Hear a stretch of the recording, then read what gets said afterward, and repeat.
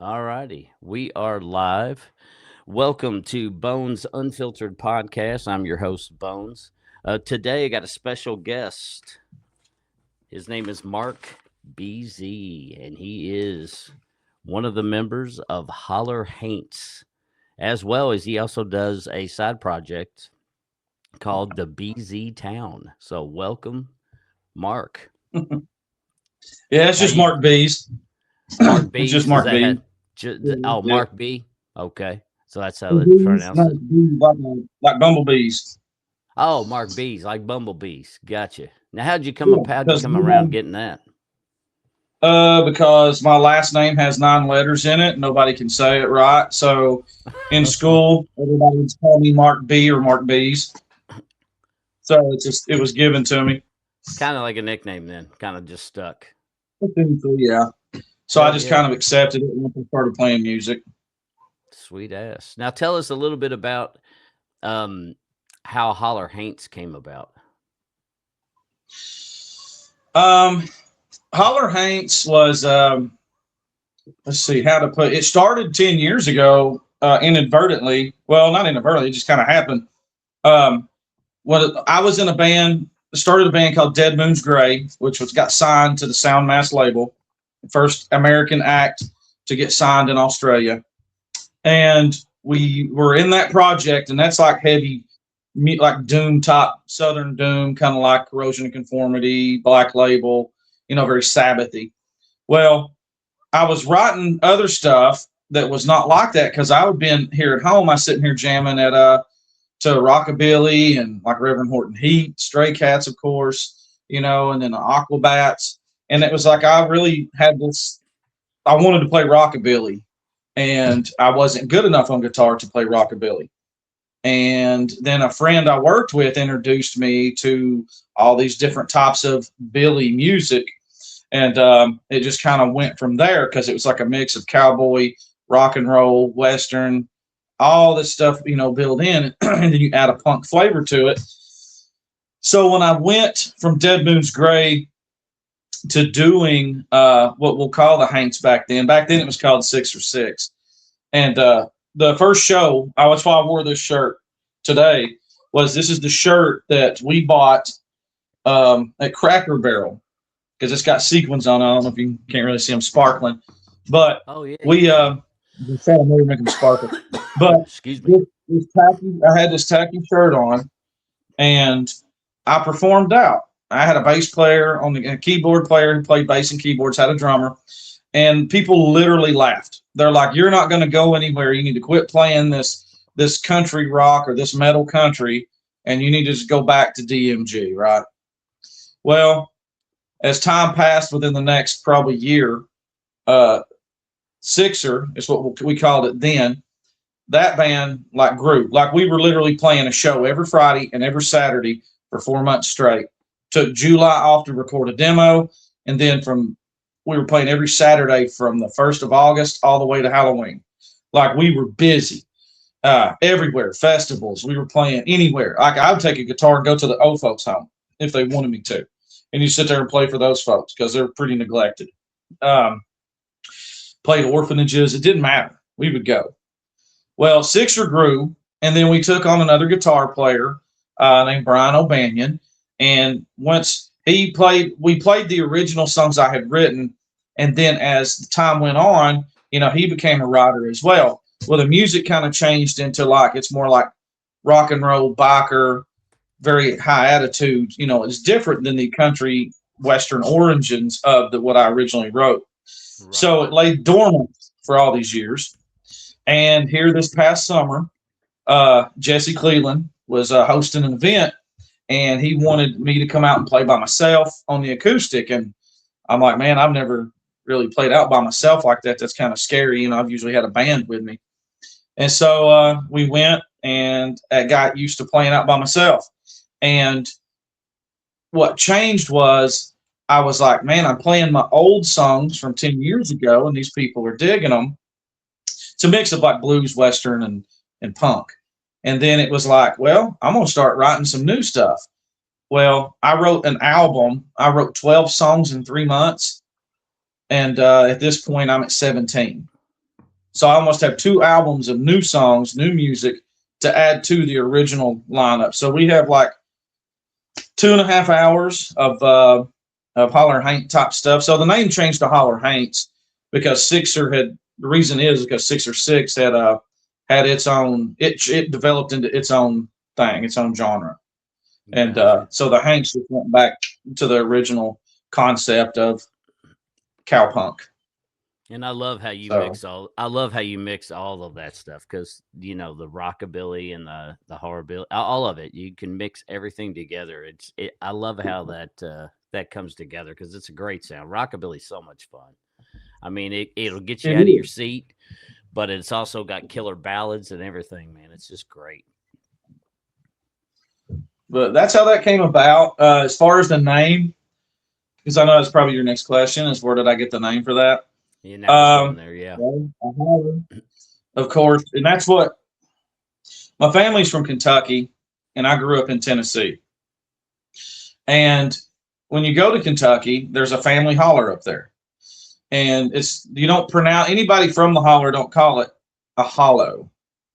When I was a kid and we saw that movie or that TV show or whatever, The Legend of Sleepy Holler, nobody Hmm. called it Sleepy Hollow in my family. It was Sleepy Holler. And because Right. that's just the way it's pronounced, that's just what it is. So the holler essentially is where you've got like a whole little valley up a mountain, and everybody in that area is related. So it's a holler. Some people use it other ways, but up in Kentucky, that it's a holler like that.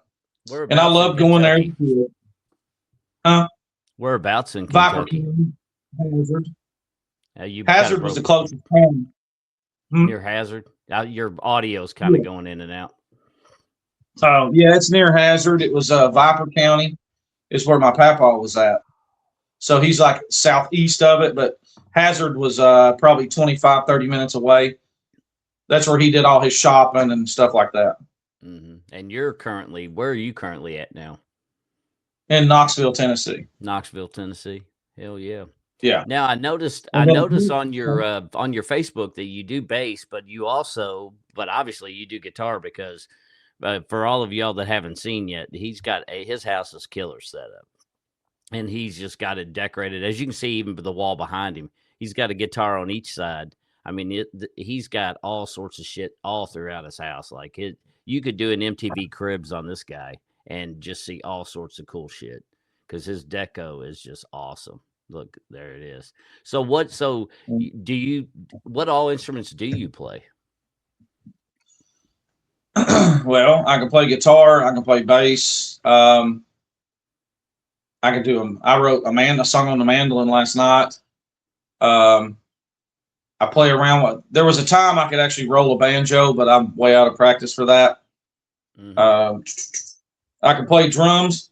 I can write drum tracks. I just don't have the stamina to play like a whole song because I'm just not a drummer. But I can Right. write percussive and polyrhythms on the drums. Man, I can play harmonica. We play a cajon. If we do an acoustic set, we have the box, so you can play the cajon. Uh, there's that one. Play cowbell too. Yeah, hell yeah, you gotta have some fucking cowbell. Absolutely. Cowbell. I don't know. I was looking around. What all I got? I got 3 banjos here, a mandolin, 2 acoustics, multiple Les Pauls. Um, yeah, that's kind of like it, man. I mean, but yeah. Now, for those Oh, that don't I, know, in Holler Haints, what is your role in Holler Haints? For those that don't know.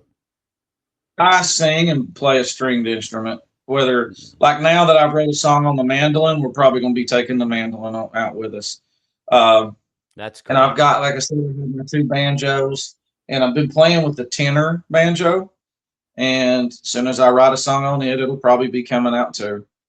And Hell yeah. it's just more stuff I have to set up and mic out, but it makes it more of a more fun experience for everybody, as a Absolutely. listener. Now So, you but just I didn't finish that name. The Haint. People ask me all the time, "What is a Haint?" And it's always like people that just ain't, been in a. A Haint is an Appalachian ghost. That's what it is for everybody that don't know. And people's like, why do you call it? You call it a haunted house? And it's like, well, I had family that would say it's a haunted house, or you'd be outside in the dark and it'd be like the Haints gonna get you, you know. So the Holler Haints is just ghosts in the holler. It's really, but yeah, Well, that's interesting because people I didn't don't know know. what the Haints was, so I was really intrigued to hear about what because it's like Holler Haints. That's that's different. It's something odd, and now it makes perfect sense. Well, many years ago, I was just going to call the project Haint. However, I waited too long, and there's like 4 or 5 other groups out there with Haint in their name. And Right. so originally, this one was Beestown and the Holler Haints for like records purposes. So, but everybody around here, we just call it the Holler Haints. Hell yeah. But yeah, Now, how but many yeah, piece band is the Holler Haints? right now it's a 3 piece, and we're still looking. I really don't need a guitar player because I can play guitar. What I want and what the music itself needs, it needs somebody that could play a banjo and a dobro.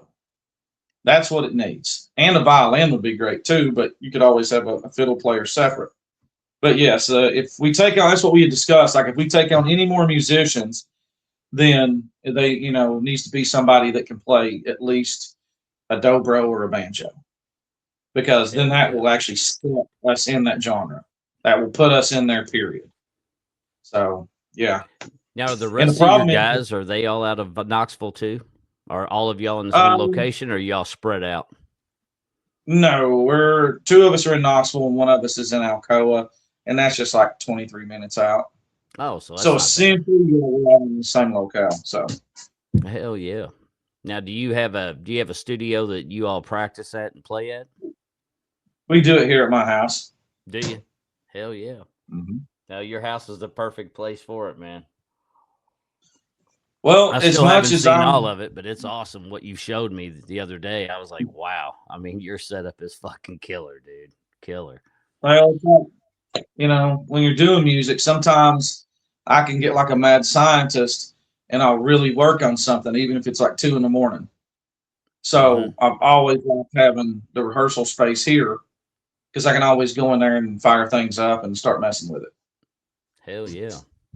So, for those that are just tuning in, just real quick to recap before we continue on, right next to me here is Mark Bees, and he is the singer and does some string instruments for the Holler Haints. So if you haven't heard of the Mhm. Holler Haints, definitely give them a check. Look for them on Facebook, all your typical places. Look for them on social media and check them out because they've got a really awesome sound, especially for my kind of maybe the more younger crowd. I personally like it, but they like to get into stuff like your Western music versus country, kind of more of that Western feel. So it's a little bit older sounding, Gene Autry stuff, but they blend it with more of your rock, your rockabilly and stuff like that. So it's really just really jazzes you up, just gets you out of your seat. But Mark is also nominated, and correct me if I'm wrong, Mark. He's nominated for 2 awards this year at the Southern Lights Entertainment Award that's going to be in Oak Grove, Tennessee. So he's going to be Solo Artist of the Year. He's up for that nomination as well as Rising Star of the Year. So if you go to www.southernlightsentertainment.com and you go in there and check at all of the different nominees, you will see Mark B's on there. Feel free to vote now, vote often, and give Mark some love. So back to this here in a minute. We are gonna in a little bit. We're gonna try to have him play a song. Now, since my podcast is new and still in that constructive phase, that kind of that shitty segment where we're at right now, I don't have the cool technology like your experienced podcasters do yet. Um, I actually just finally just bought the damn package where I could stream on multiple platforms at one time. So baby steps with growing, but we're gonna have him play you something, but we have to do it through the phone. So it may be, we'll see how this works out. It'll either hit or it'll fucking miss, one or the other. But we'll go from there. Pamela said, "Yeah, I grew up in Appalachian." So also, yeah, ghosts are called Haints. Yep. So she recognizes that too. And that's Pamela. That's our booking agent that we have at Southern Lights Entertainment. So welcome her. Mhm. And real quick, shout out to Val, who is always in my room every time I do a live. Val does not miss. She is one of the ultimate supporters that I have. So I always tip my non existent hat to you, Val. But anyway, let's get back to Mark and find out a little bit more about what's going on with this band because they like I say, they've got a killer sound. It's I just love just how much energy they bring to the table. So Mark, also kind of tell us a little bit about the BZ Town project that you do, why is that a little bit separate? The Beestown is it's called the Beestown Collective, and that is on Facebook as well. The Beestown Collective it's a collaborative of me and Jesse Cleveland, and basically it's always me and Jesse doing the acoustic stuff, but we may bring, and it depends on you as a venue.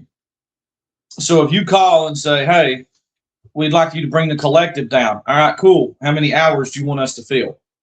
3 hours. All right. We might bring 8 other musicians with us. We might bring 2 other musicians with us. It just depends. And it's a showcase to what the collective is trying to do. You're trying to get people, just like it did with me. I was used to playing in a band and hiding behind the distortion and hiding behind the noise of a band, right? And Hmm. if you're trying to get musicians that are used to that comfort zone, you're trying to get them to come out and perform by themselves, naked per se, with their instrument on stage.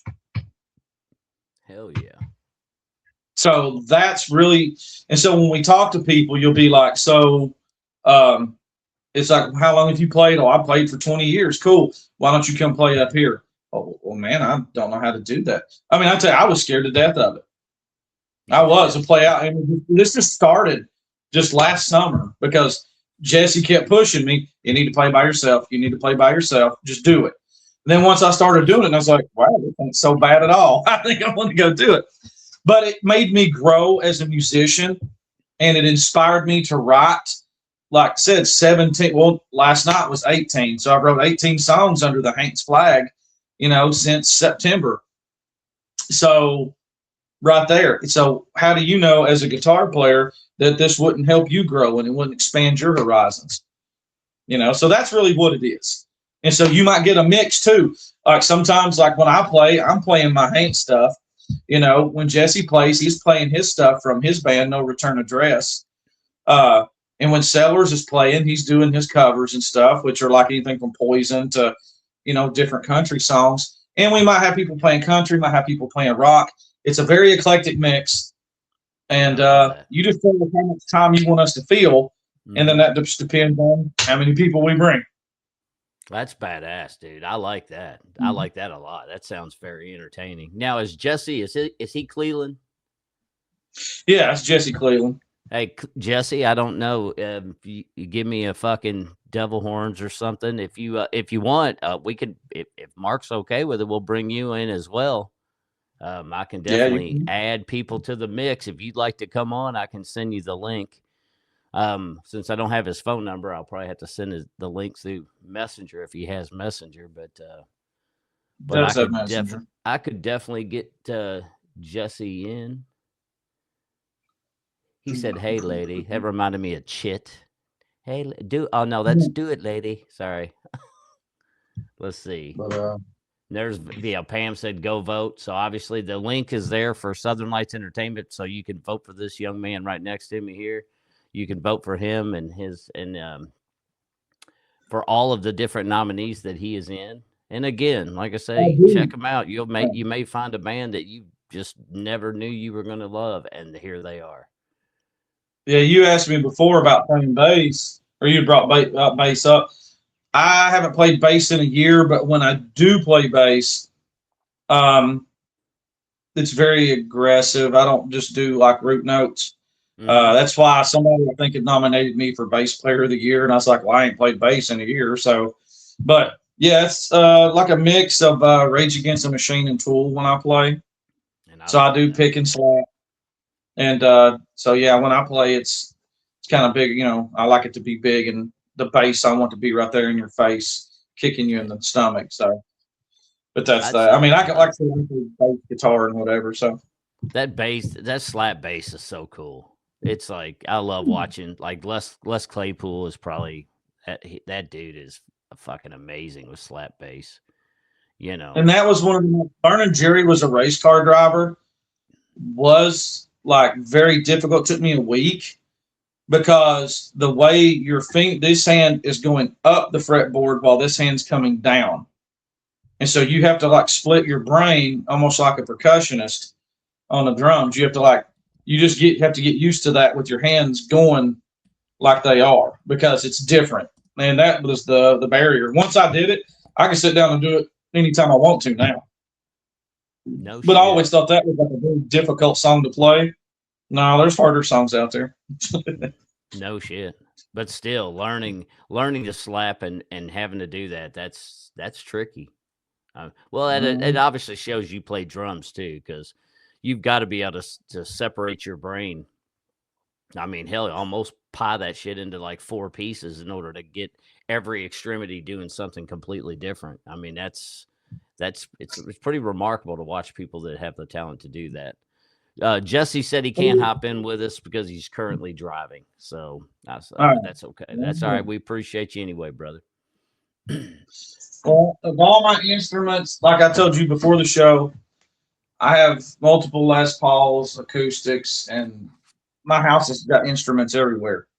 But this Ibanez little $150 guitar is what I do all my writing on, and I play out. I use this more than any other instrument I have in my house.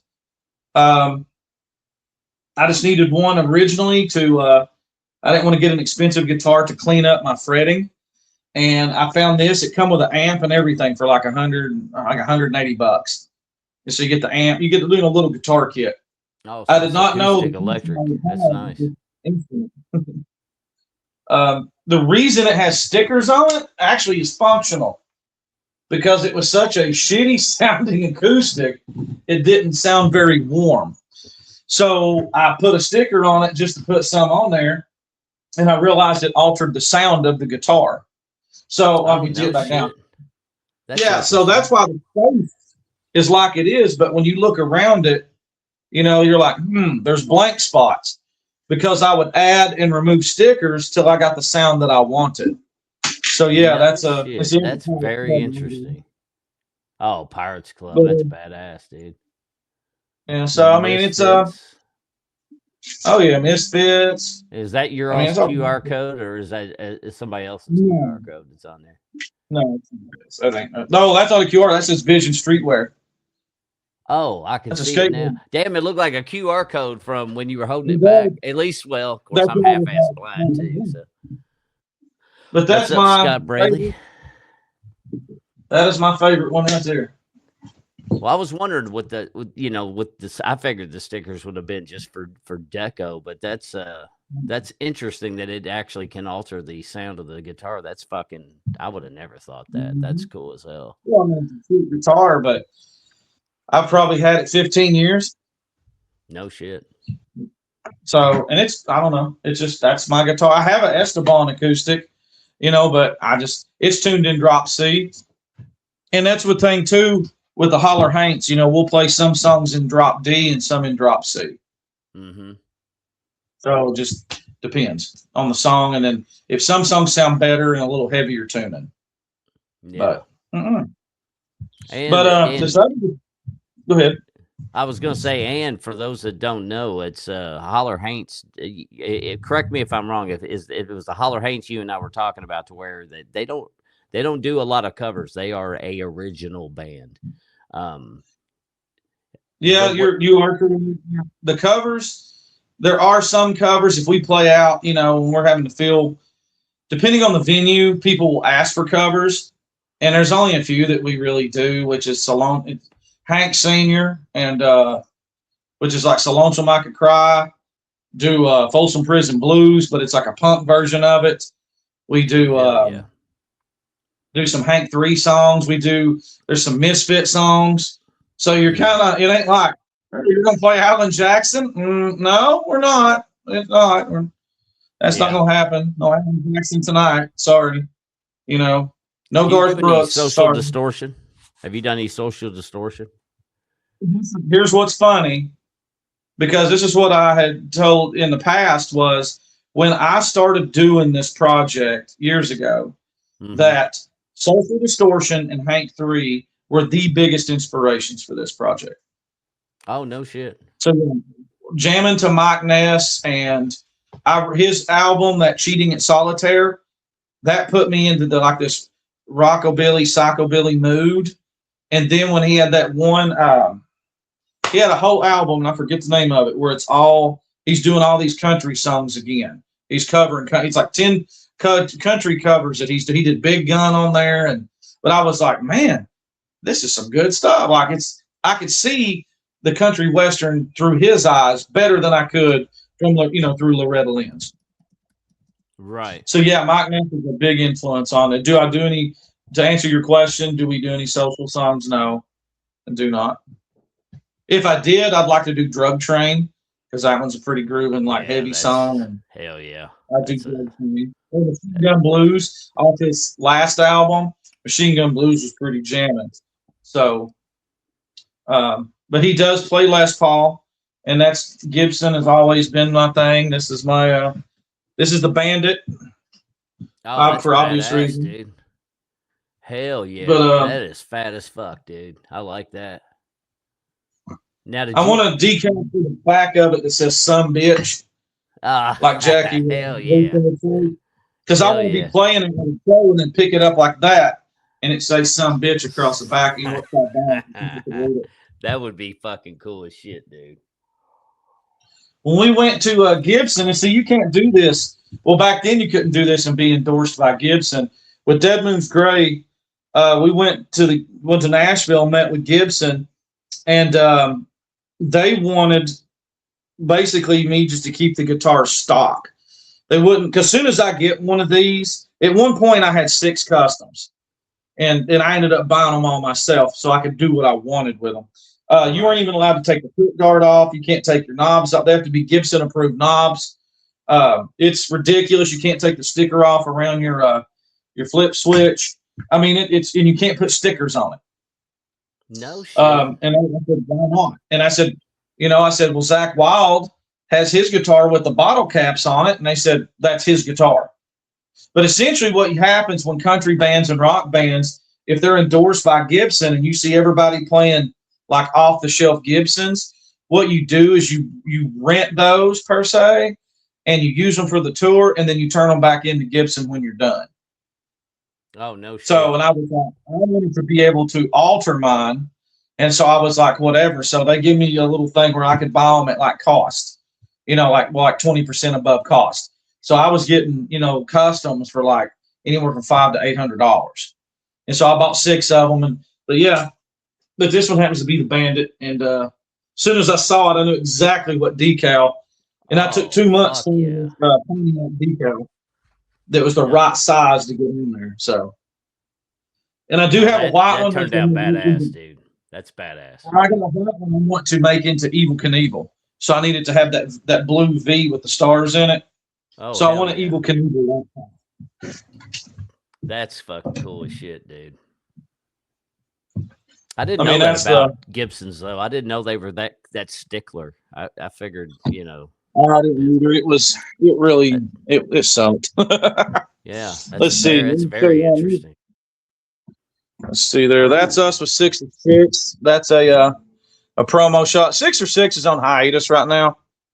So, and then here's the Southern Lights Award promo for the bands. It would be, I don't know I think they're performing. I know we're performing there. Yeah, you all are, and my solo guy is as well. And then I'm not sure. Well, I have to look and see the others. That's pimp right there. That's Little Herschel. That's the skeleton's name, or the skull. Not skeleton. The skull's name is Herschel. So, Yeah, I was but definitely going yeah, to get into Herschel here too, so people could understand because that was pretty interesting hearing about Herschel and whatnot. so yeah, Dude, that's that's from cool. Wally. Reed. That was at Wally's a cool dude, and that's where we were at. My house, well, used to when I had a dining room table, I had this giant. I mean, you can see how big they are. It's a matador and a bull. Oh, that's pimp. And those fellas used to be sitting on my coffee table or my dining room table. You know, how many people do you know that have a big giant matador and a bull? Not many. Now, I But, bet that thing's heavy as hell too. Now, I love they this, are. guys. The old Tonto and Lone Yep. Rangers, the old school toy set, man. Which he was showing me this stuff the other day when I was talking to him on the phone. It's like his setup. He's Yeah. got so much cool vintage shit. It is unreal. Well, then I got my horse bridle or my horse collar mirror. What's funny is a lot of people don't realize that's a belt. And it's like, you got a Jim Morrison belt. And I'm like, well, actually, it's an Indian belt, but oh, there it is. It's an Indian belt, but Jim Morrison did wear one. Yeah, you're not wrong. My grandma You got used our to have senior one of them lady. mirrors that you just showed. I wish that I still had it. It was cool as hell. My entire house, of course, is my daughter was born on no on 2 November, so she is a Day of the Dead baby, and that's kind of one of those things that we do. You know, it's like the whole house, like this display I'm about to show you. That's all sugar skulls. That's cool. So all of her stuff, you know, like that's really why it started it when she was little was sugar skulls. Even have tattoos of sugar skulls. Um, these posters, these are from the '80s. So, and I just The put them old in school frames so they don't get GNRs, tore up. man. And Gotta love the old school shit. And then what's the bad next and one, not bad? This one's a black lot, and it is worth almost 100. It's 180 bucks, anywhere from 100 to 180 on eBay. no shit. And I'm like, really? Yeah, and this one's worth 50. So that's average price for that. Then we of course have Number the Beast. We got the Trooper down there, Fucking Killers, those are and so then we got the badass. Misfits over there with a bunch of music gear That's a stacked up. pimp. That's pimp ass picture too. That Misfits right there. That's awesome. It's black light as well, so Yeah, that way Valor's you like, you got a can. cool house. She loves skulls or skeletons. So do I. I think it's his shit, man. Val is just fucking awesome. And we Oh, look skate at it. here, like the whole family skates. So we have Jay Adams. You know, that's the character. That's a guy that played him in the movie, but it's the real Jay Adams. He's dead now. But there's Eazy-E with a skateboard, a suicidal deck. They're suicidal, but yeah, we skate. Like I said, we're all, you know, that's what we do. Everywhere's decorated at my house. In the bathroom, you see behind me, we got Raiders. Oh, there we go. We got Raiders photos and jerseys hung up. Yes. Sorry we took Max Crosby from you, man. Yeah, I saw that. I saw that. Yeah. Actually, I think it might have been today or yesterday on the news. That's But see, we got all good for the the. Ravens, but not good for. I don't think it's good for Las Mm-mm. Vegas. But what do I know? But then we got a fake Super Bowl ring and a Bo Jackson card. But yeah, the Raiders, man, that's the stuff. Let me see.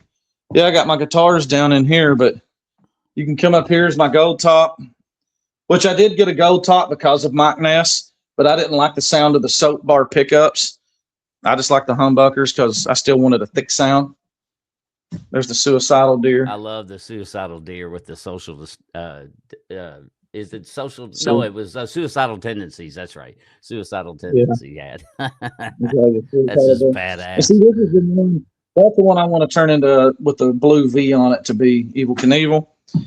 And here is the Psychobilly guitar. That's the hollow body. That's pimp. These are made. I made these. These are not store bought. I had to go buy 2 sets of these, and you got to be careful when drilling them because they'll just crumble. And so that's why I had to buy 2 sets out of I don't know how many, probably 10. Only 4 of them come out good. So because I kept making them No crumble. shit. If you push too Damn. hard, they just turn to dust. So you had to be, and then all you do is you put them on the prongs and put a little dab of super glue and push them down on it. That's fucking All cool right, as let me shit. show you something juicy. Oh, let me show you this, and then I'm going to show the big juicy, the big reveal. See, there's our poncho, That's and then we awesome. got some spurs and a And I love that fancy sombrero, sombrero. man. That is pimp. There's probably 6 of these, 7 of them in the house, like real sombreros. Now, here's a big thing. Yeah, We do have. this was a walk down memory lane seeing this thing. So There's over, I think there's 300. Yeah, there's over 300 men on it. Not up on the deck. There's below it too. But yes, this is. How many people do you know that have a GI Joe aircraft carrier in their living room? This thing is like 7.5 feet long, and you do have a below especially in deck. that good a shape because man, I had that when I was a kid and shit, we fucked that thing all up. But yours is like that's awesome, and you made it into a coffee table. I mean, how fucking cool is that? Well, nobody's allowed to put their stuff on it, but yeah, technically it's a coffee table. Yeah. But yeah, I don't want nobody's like, don't put your stuff on my stuff. No, Get that off the hell carrier. no. Get that off. No, you don't fuck with old school nostalgic shit like that. Hell no. And then here's Big Herschel. There's Herschel. There's so 2 tell of them these. tell them the story about Herschel because that's an interesting story too about Herschel. Well, Herschel's a Haint, and this Herschel's 4 foot wide, and there's 2 of them. We'll put them right here in the rehearsal area. So that's Herschel 1, and then there's Herschel 2. Herschel, people have told me my whole life that I sing a lot like Danzig.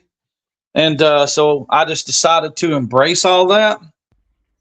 And so pretty much I needed something that paid homage to Glenn and the inspiration it gave me even as a young boy.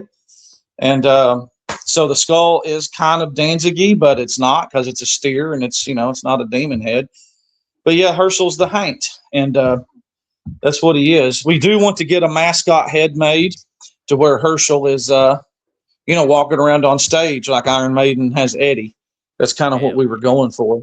That would be badass. There's sugar skulls everywhere. My house, the upstairs bathroom is decorated. It's painted. When you walk in there, you're walking in a little Mexico. Everything's like mustard yellow. I got flags hanging up, in the ceiling. But yeah, that's different stuff, man. I don't know. So but yeah, that's what brought about your obsession with sugar skulls and that aspect. My daughter. So my daughter being sole proprietor. Yeah. And then my son, his symbol is trying to put that back in the sort of bracket. My son's little symbol he associates with is the death head moth. So anytime I'm out buying something, so if I find anything and I see a death head moth, then I'll buy it. Like it's a little jar or a glass or something. Then I'll buy it for him. And I'll do that. Sometimes if you watch my videos, you get to meet Little Nos. And this is Nosferatu, but he's tiny. I was going to say, dude, that's old school right there. That's pimp. I bought a bunch of dolls just to get him. And then I gave the other ones away because this is the only one I wanted. But he's in black and white. That's why he's gray like he is. He's like a black and white edition. And I was like, man, because on video it contrasts, like he's contrasting against my shirt right now. Like, dang, it just looks cool. But yeah, he's got his little jacket. But yeah, sometimes when I record videos of me, playing a song, I'll put him at the bottom of the camera, like he's peeking on people and stuff. Yeah. But I'll put in my bedroom. In my bedroom, I have a picture. It says like Marc B's and Little Nos. I mean, he's so tiny, his fangs ain't going to penetrate your skin, so he's not a threat. So where'd you get him at? I found him on Facebook Marketplace. Oh, no shit. The guy was selling the Hunchback of Notre Dame, and he was selling that Monster from Jeepers Creepers and some other ones. And it was $20 for all of them. And so I just wanted him. So I was like, I'll get it just for him, just period, just regardless. So, and that's what I did. But I took Jeepers Creepers and put him on my little son, 16, and I put it in his up in his top of his curtains, looking down at him, see how long it would be before he even realized, like, oh man, there's something up there. So yeah. Well, you have. I forgot. That's right. You were nominated too. When we were talking about, just glanced at my paper, I did forget it was bass player as well. I think that bass was the big thing because on your Facebook, I think it shows bass. I don't even know if it shows guitar. So I think Mm. that's why I wanted to make sure because I wanted everybody to know you did both because I knew you had done. Obviously, I saw your stuff earlier. So that's really fucking cool. Now, what do y'all got? What do y'all got lined up? Y'all got any gigs lined up within this next month or so? Anything on This Patty's month, Day or? no, there's one on the 21st of this month. It's a collective show. It's a showcase, but the collective will be there. That's Pam's showcase. Pam Little from Southern Lights. That's one of her showcases. But me and Jesse will be there to perform. We also have at this point in time, there's 15 shows scheduled right now between now and December 5th. Mm-hmm. Hell, So, and that's then nice. and to add to that, I've got like today on my list of venues to look in: one, two, three, four, five, six, seven, eight, nine, 10. I have 11, 12. And I got 12 more venues to sit down and work out contact with. So,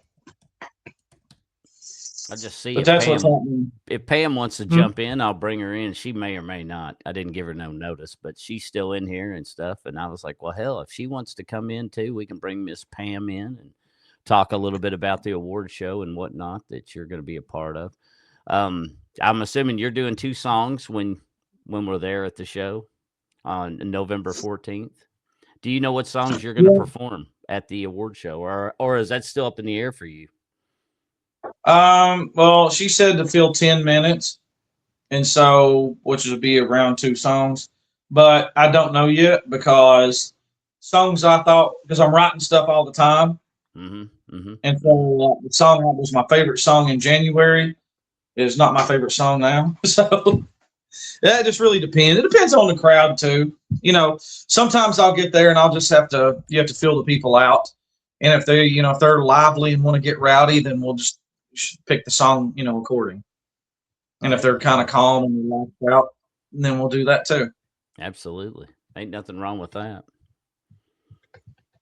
Well, again, anybody who's just walking in, pardon me, this is Mark Bees. He's with Holler Haints. So this is our first time doing the live stream to where I'm on multiple platforms. So for all the people out in Kick, obviously I have no followers. I just started Kick, just learned about this on a podcast the other day. So anybody who happens to be in the Kick stream world right now watching us, I really appreciate you tuning in. My name's Bones. Bones Enterprises LLC puts on the Bones Unfiltered podcast. So I get the privilege to meet people like him. And I'm going to be doing a lot of different artists probably on Tuesdays. I know 10 o'clock is a weird time. There's a lot of people that are like, man, you're a dumbass, dude. Why are you keep putting shit at 10? You should be doing it at prime time. Well, as of right now, I just don't fucking want to. I'm older. I don't really know, I'm spend quality time with family. So, will eventually I do 8 o'clocks maybe, especially if this takes off, which so far it seems like it's growing, which is good. So we may eventually start doing some at 8, but a lot of times I'm just going to continue to do at 10. This is when I'm up, and a lot of the people that follow up me and whatnot are always they're available to watch. It will stream after the fact on the social media platform. So currently we're on Kick. Currently we're on Facebook, and I'm going to try to get some of the others like TikTok and stuff if it's possible to add that to my list. Baby steps. But I really appreciate Mark coming on. And here in a second, like we were talking, we're going to have Mark play you something. Now we got to do it through the phone. So the problem with that, I'm growing. It's baby steps. So I don't have the cool shit like Joe Rogan has. I'm not that awesome. So we're going to try this through the phone. Hopefully the sound quality will be good enough where you all can kind of get an understanding. Eventually I'm going to learn and try to purchase what I need to be able to make things better. but I've got to meet the right people. I got to have people like him help me learn shit and teach shit. He gave me some insight on different music stuff the other day when we talked. So it's baby steps with this podcast, but thanks everyone who has been tuning in so far, listening to the Holler Haints today. So I'm going to kick it to Mark now. We're going to see how this rolls. But Mark, if you want, man, you can rock something out for us. I'd love to hear it, brother. Then we can do a coffee break while it plays. And then we can All do a right, here we coffee break while it plays. That's right. go. We'll play. Here we go. All right, y'all.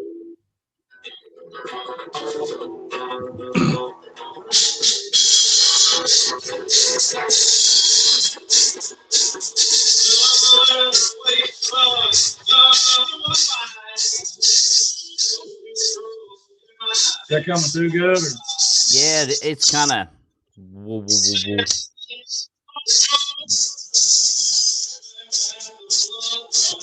that better or worse? It might be a little. It might be a little better, but it's still iffy. Well, we're trying, peeps. I mean, you get what you get. On a What low about budget that? podcast, this is like the EBT of podcasting. So, I think my speaker away from the other one, from the phone. Does that make it better or worse? I think that's a little bit better.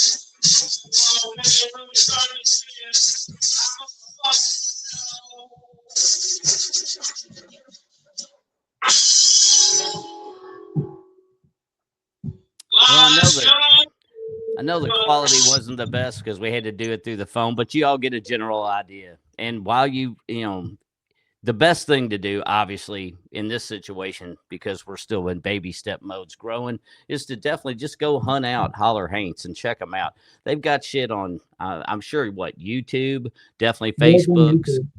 So, definitely go to them and then actually pull up videos that are actually set up to where you can do, you can actually listen to them a little bit better than the phone. And eventually I'll learn. My bad, brother. What'd you say? You remember me with this one? It might have just been that recording. So let's check. See if let's try it again. Yeah, who gives a shit? We'll try it. People at least get the idea, and if they don't like it, then fucking mute your shit while we're doing this. That's fine. Then we can resume to normal.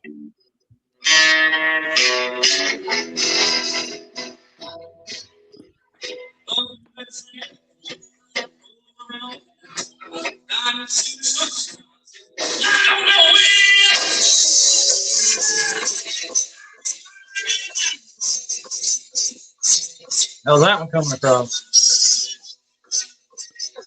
That one's it's about the same. It hits hard and then it kind of fades in and out. you know, that gives me some homework. I'll have to learn how to fucking do this. You know, eventually I'll learn how to get something in. There's probably a way that I Well, can use iMusic or movie and fucking add shit and then make audio and then maybe add it to this. I don't know. Now that, especially now that I just bought the plan for the core, maybe that'll help. Give me some better options to do things. I'll have to definitely fuck with it and see what's going on. Let's see. We well, got there some I was different all comments. excited. Oh, Pamela I was said all excited wardrobe to change, say. and yes, he did do a quick wardrobe change. Well, that shirt got hot sitting there. She said play So live. Well, I mean, I guess you could always try to play live, I guess, but it would be an acoustic thing. yeah, Grab a guitar. She said the I don't have play. anything put up in the distortion on it. Yeah, unfortunately, this isn't working. I can't hear. Yeah, Pam said, well, we tried it. It was worth a shot, you know. But anyway, people could still do the clicks and, go and search for this guy. Check him out, especially if you like rockabilly, if you like that rocked up version of stuff to get you out of your seat and moving. Definitely want to check out Holler Haints because they definitely have something that will probably tweak your interest because of the way that they are a big melting pot of a lot of different music genres. And it works out really good. So definitely check them out if you like it. If they definitely got a bluesy sound, they got a rockabilly sound. They got some songs that have that old Western sound, and I'm not talking country per se. I'm talking like the old school Western shit. So kind of what Marc talks as chicken picking, that kind of good stuff. But yeah, Holler Haint. So we're definitely glad to have him here. And look, I, I see him He won't hanging do in the background, peeping at everybody. That's it. awesome. Like, stop it. He won't do it. So, so tell us a little bit about like who does what, who are the guys, the key players in your band, and what positions do they do for you? I play guitar and sing. Brian Sellers plays drums, and then Jesse Cleveland's playing bass.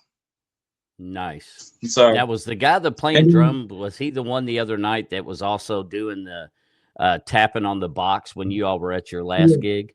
Yeah. it Yeah. is. And he plays guitar too as well, doesn't he? He does. Yeah. Then he Yeah. performs that. That's how I met him. He was just a solo artist. He's got like an hour of his. He does this 1 hour set. So Oh, no shit. So he's got his own Mhm. solo side project as well. Dude, he's a damn good singer, but he don't want to hear it. It's like, dude, you sound awesome. It's like, no, I don't. He's very humble about his singing ability. But yeah, he's a Oh, no damn good shit. singer. And Marc, But yeah, that's just to let it. everybody know, Marc's stuff was Pam just posted it in our comments section. So where you can find the Holler Haints at on YouTube. So she put a link. That way it saves you the time. You don't even have to go hunting and picking now. Just go down in our comments section down below, find that link, click on it, and it'll take you to where some Holler Haints stuff is on YouTube. That's what I was looking at as well this morning. So definitely go there, check out. Like I say, they got all sorts of different stuff. And from there, you can also hit the Bees Town. You can find that too. So, I mean, once you go down that rabbit hole, it'll allow you to explore everything that this young man right here is doing. So I'm really, really glad to have you on the show today, dude. That fucking hat is the shit, brother. I like that one. You said, That cowboy hat almost has. It's almost like if a cowboy hat and a sombrero had a well, hat baby. That's what that would be. And I like well, that. let's talk about that for a second. Um, yeah, this is what I tell folks: is I really don't dress in like white people cowboy clothes because they're kind of bland and kind of earth tone. Because now that Mm, Yellowstone got big, nothing's very flashy. Everything, all the like, if you go to Boot Barn, which is our local big store, all mm-hmm. your boots in the men's department are just like brown. They're kind of faded out. There's nothing that looks good, nothing fancy, nothing flashy. I mean, right now I'm wearing snakeskin boots. I got like 8 pair of snakeskin boots. When I buy my Western stuff, like this hat, it's funny you said that. because we have a Mexican flea market here, and that's where I get my Western stuff because even the hat bands, you know, I it's mean, that all. hat is badass, dude. I love And I the like top, the the hat band crown goes of it. with the belt buckle. It's like a little belt buckle. Oh, it's like a But little yeah, belt, dude. That's badass. yeah, yeah. When I saw that, I was like, I'm getting one. But all your leather wear, see, I don't have any down here. I got little knife pouches. Anything you want. The stuff's flashy. You know, your clothes have the sequins on it. I dress flashy no matter what. If I didn't play music, I would dress that way anyway. Yeah, So it's nothing new for me. I don't like wearing just bland looking clothes. I'm always wearing jewelry. It's just this is, and people's like, "Wow, you dressed up for your show." It's like, no, this is my normal clothes. And in the colder months, I will dress more like a cartel member, more of a Western. Like I'll be wearing a dress shirt with a Western vest over it, and have a hmm, pocket watch and things of that nature with a blazer. And that's the thing too. If you go to Boot Barn to get a blazer that has very minimal piping on it, it's like $200. But you can go to the Mexican flea market, and for $60, it's up the arms, it's embroidered down the back, it's embroidered on the chest, and it's just to me that's if you're going to dress cowboy, then that's the way you need to. I mean, there's a difference between Western and cowboy. yeah, So absolutely. Well, that fucking hat is the shit, dude. That's one of the this is coolest my, fucking cowboy hats I've seen. and I've got like 6 hats. I'm trying to think, but yeah, all your shirts. So I'm telling you, man, if you want, I tell you, go. It's in Alcoa Highway, and I don't know even know the name of it. It used to be Green Acres. Everybody calls it the Mexican flea market, obvious reasons. But their Western wear, like literally, they'll have an outdoor booth with like 50 pairs of snakeskin boots. They'll have all your Western shirts, all your Western jackets, all your embroidered jeans, like anything you want. If you want leather, knife pouches, leather phone carriers, cowboy hats, like that's where you get the stuff like the vaquero type stuff. Right. So that's in the belts. Oh man, you should see some of my belts. I got horsehair belts, cow hair belts. I got belts with the fancy little metal squares all over them. I mean, it's and the bigger, and I've probably got 40 buckles. You know, from big things to small things. It's just, yeah, that's my place. Even probably 15 years ago, we used to ride the motorcycles out there. So very Okay. big Spanish influence in my life as far as culture and dress. That's why people ask me all the time, "Are you from California?" And I'm like, "Do I sound like I'm from California?" Yeah. Yeah. No. So, Not even close. yeah. Well, I think it's fucking badass. I love the sugar skulls. Now, I mean, obviously not as big a fanatic as you are because your house is just littered with them and your fucking tats. I'll have to show them sometime when I take my shirt off. I'll show them that I've got a makeshift Herschel on on the back of my neck too. From it's obviously mine means something different to me, but And then definitely when I saw your emblem, I loved it. And dude, that those there's those my girls. tats those tats make me think of fucking Danny Trejo, dude, with his the big senorita he's got And on here's his my chest. cholo. That's fucking cool as shit, dude. Yeah. My son has done a lot of my tattoos, and it's funny because my daughter's older. She thinks she's probably 23, and she's covered from sleeves, chest. She's starting on her back. But when they were little, I didn't start tattooing until I was 35, and I figured if I died at 70, that way I've lived the first half of my life with no tattoos. And so when she was little, Kat Von D had that TV show. I forget the name of it, but Oh she, yeah, it's like one of those tattoo drama shows. And yeah. she was like, I want to look like her when I grow up. And so nobody pushed her, nobody told her to. She just, once she turned like 19, she just started tattooing herself, and started doing it. So now and then my son actually does tattoos here at the house. No shit. So Well, he yeah, does. so he I does. mean, the stuff that he's done on you, he does a good job. That's for damn sure. So without getting naked, I can show he's done everything on my leg. So he put the little cityscape down around my sock, and then he's done my Raider skull. He done my Your 50 Raiders by hat. 50. and then we get to the lowrider, and then you got the black hole, which is the Raiders fan club, That's the big. LA Kings, So yeah, he did all those, and it just hasn't put filler, on the background of that one yet. So It definitely takes time. Well, I'm like you. I didn't get started on tattoos till I was in my 40s, and yeah, I started off with one, and then it just exploded. And of course, everything I've got, so, it's nothing that I've got. It's kind of very much like you. Everything is sentimental. There's always a story behind it, and it was not something where you just went in and you just said, "I want that off the wall right there." I didn't.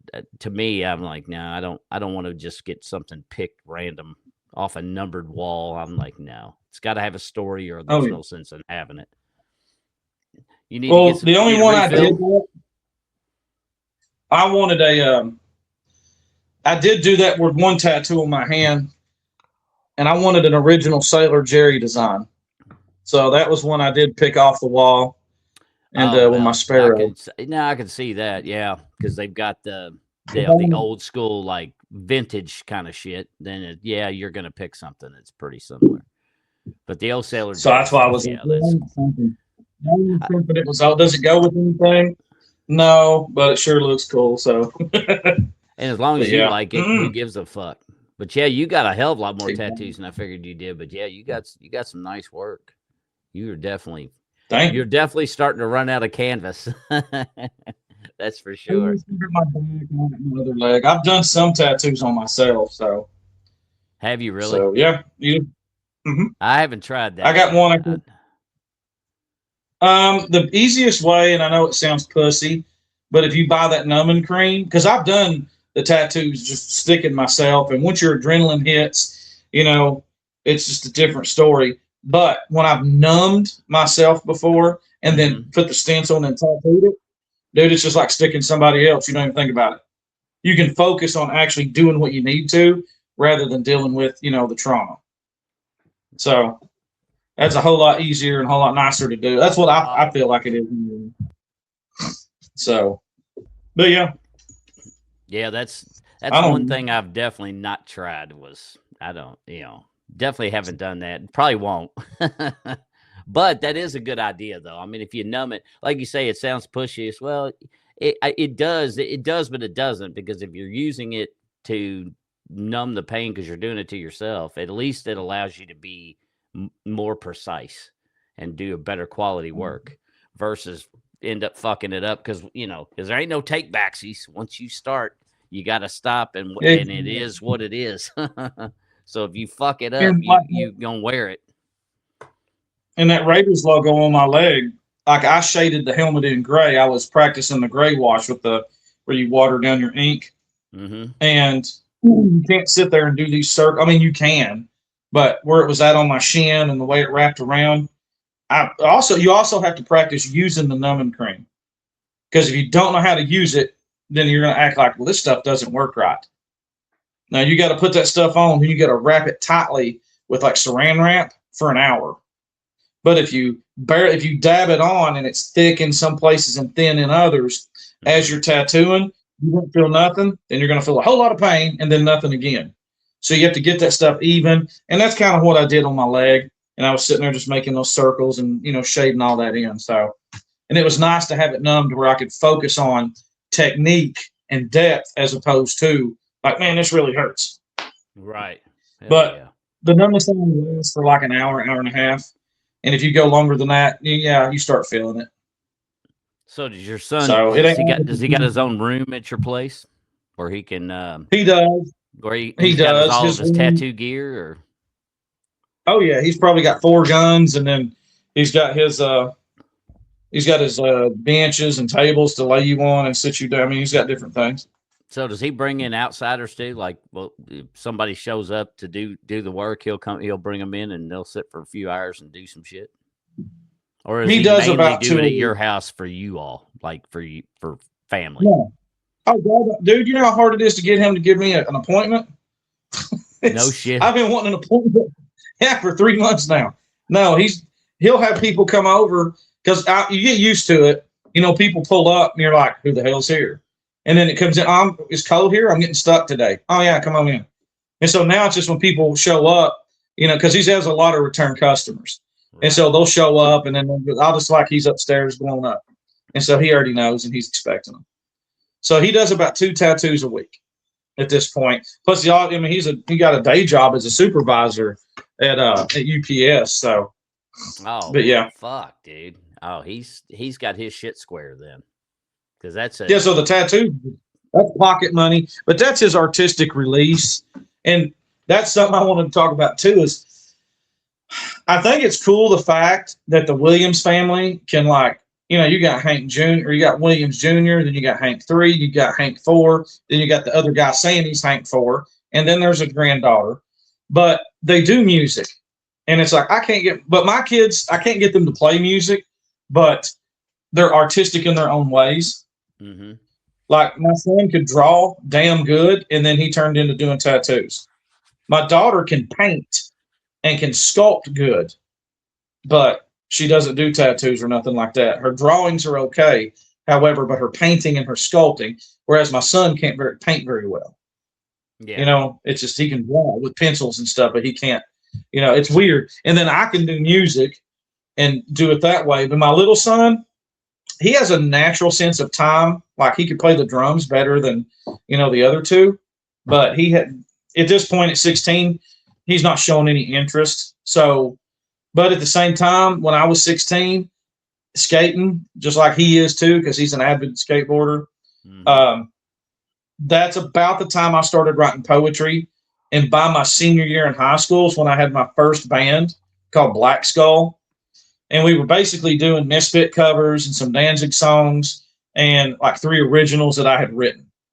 Mm-hmm. And so, but that's kind of where music started for me back then. And then throughout life, as life events happen, you take 2 and 3 to 5 years off, and then you come back to music, and so. Yeah, and at But 16, yeah, I remember being young too. I didn't know. Well, hell, shit, I'm 52. I still don't know what I want to be when I fucking grow up. It's I'll be dead before I yeah. figure it out, I guess. And that's what's so funny. It's like I'm 52, and it's just like I still feel like I'm 25. Yeah. Sometimes you look in the mirror and be like, "Who's that old man looking back at me in the mirror?" It's like I'm 25 in my head. If I don't have a mirror in my mind, I'm 25 years old. Well, You ain't know. nothing wrong with that, brother. Ain't nothing wrong with that at all. And I know there for a while I was like, the whole cliche where they're like, "Oh, you're starting to, you're starting to feel your age and blah blah blah." Well, that's because my ass had become a slug and I wasn't doing shit. So now that I finally have started to not try to get bulk, like I'm not trying to be jacked like you or nothing. I ain't trying to be like that. But I'm trying to just keep my old ass just lubricated, keep get my muscles a little bit back in shape, but also just keep everything joints lubricated and moving because the body in motion stays in motion, that's for sure. So the more you stay active, the younger, just like he said, he feels 25. Well, of course, when you're active and you do shit, you're going to. And that's a good thing. So Well, definitely keep it up. I feel 25 until I try. I haven't ran in like 2 years, and I Oh, feel I 20. couldn't I do feel that. old when you try to run, and I Yeah, feel old when you have to like squat down and get back up, like get up and down out of the floor. So yeah. that's the times I feel old. Other than that, as long as I'm standing up, I'm You feeling feel pretty all right. good. So yeah, I even thought about going to get a part-time job bouncing again, just to get back into that. I don't Oh, know. I could totally Sometimes it's see you being a bouncer. So you used to bounce because I could totally see that because you kind of and not don't take this the wrong way, but you look like especially when you I don't know why when you wear your glasses because he doesn't wear glasses when you would see him generally, but you remind me of Butterbean except not as big. But you look like Butterbean, especially man. One of the songs you do that was on YouTube, man. I was sitting, you had your glasses on though, but I was like, and of course you didn't have your hat on. You were bald on that one, and I was like, damn, he looks dead up like Butterbean right there. And I think Butterbean's a badass personally, but you know, so no insults is there. I think Butterbean's awesome, but yeah, when you I reach a saw that and certain just age, thought that. now when you reach a certain age, you got to have your reading glasses on because I don't need glasses to see. I just need them to read. And so when I'm Yeah. recording songs like that, I have to be able to read the lyrics because they're closer to me. And Right. that's what happens when you know you're old is when you get something, you have to hold it out to read it and be like, Yeah. oh, that's what that says. Or you got to It's grab like, one of oh, these and you sit yeah. there fucking. Oh fuck. But if you're Yeah, I got to use that shit all the there's time. glasses like this everywhere. You got two pair here at my desk. There's one in there by the recliner. There's some sitting on the kitchen counter. There's a pair up next to the bed on the nightstand. Everywhere you Jesus. go, there's just a pair of reading glasses because you got to have that stuff, man. Oh yeah, Otherwise, you can't especially getting see. old.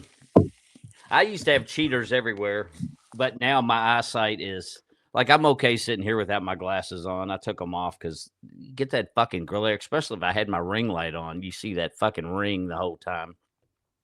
But Mm-hmm. and I can't do the whole contact sticking my finger in my eye. I'm like, nah, I ain't fucking doing I've that shit. never done that. To me, that seems scary. Mm-hmm. But no, I did bounce for 6 years down here in the old city.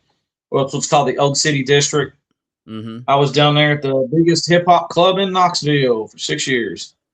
No shit. Bounce, bartend, assistant manager. It's definitely there's different levels of an underworld. The homeless people and the junkies are an underworld, and then you have the club scene as an underworld, and then you have like the drug dealers underworld. It's all there's different layers to this underworld, and I didn't know that until I got down there into the old city. No So, shit. but I was That's such. coming from working. I'd worked 6 years at a juvenile facility with sex offenders, and that's when I went there. I was like, well, what's our rules of engagement here bouncing? And it's like, well, you don't have to go through like levels of intervention.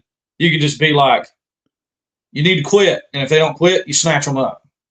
And I was like, wow, this is easy. So, yeah, bouncing. And I'm not afraid of confrontation, not trying to sound like I'm mean or nothing. It's just that most people are. You know, like if you're shopping at Kroger's, you're at the grocery store, and somebody cuts you off, sometimes people be passive aggressive if they do anything. You Yeah. know, it's like I'm not afraid to be like, hey, buddy, you need to move your shit to the end of the line, homie. You're not getting in front of me. You know, it's just part of being a man. To me, it's part of being a man.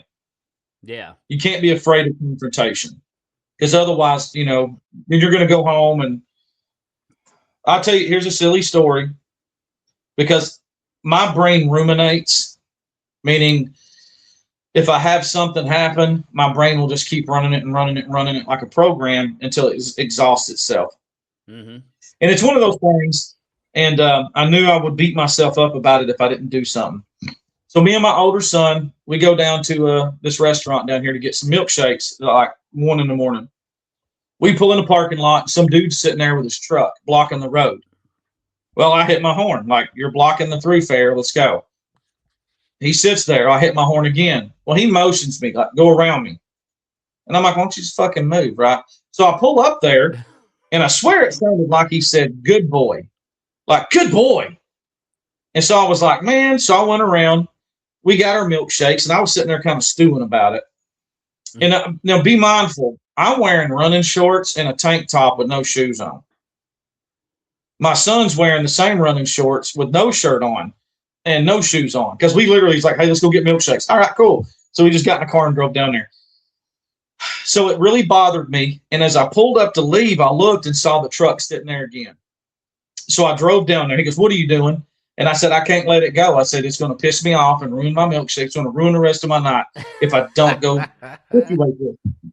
Because I want to know what the hell he said, right? Mm-hmm. And so I pulled down there and he's not in his truck. So I drove back around the building because somebody got behind me. And as I pull up, I see him. And he's standing there with two friends. I was like, cool, it's 3 versus 2. We'll be totally good. And I pulled up and I said, hey, man, is that your truck? Which one? The gray one sitting here? Yeah. What's up? And I said, when I drove past you, did you say good boy or yeah, boy? Like, what did you say to me exactly? And he was like, oh, I said, yeah, boy. Like, yeah, boy, what's up? Yeah, I didn't say good boy. Like, he totally pushed out in front of his friends, right? Mm-hmm. And that wasn't my goal. My goal was to be like, which I know what the fuck he said. He was being a smart ass. That's what he was doing. Oh And then yeah, when I I'm punked him sure. out in front of his friends, it's like, and then, but when I went home and I told my son, I said, don't be like me. because I can't let shit go. And yeah, it would have ruined my whole night. I'd have sit there like I should have done this, I should have done that. Now, Yeah. stuff like that. We get phone calls.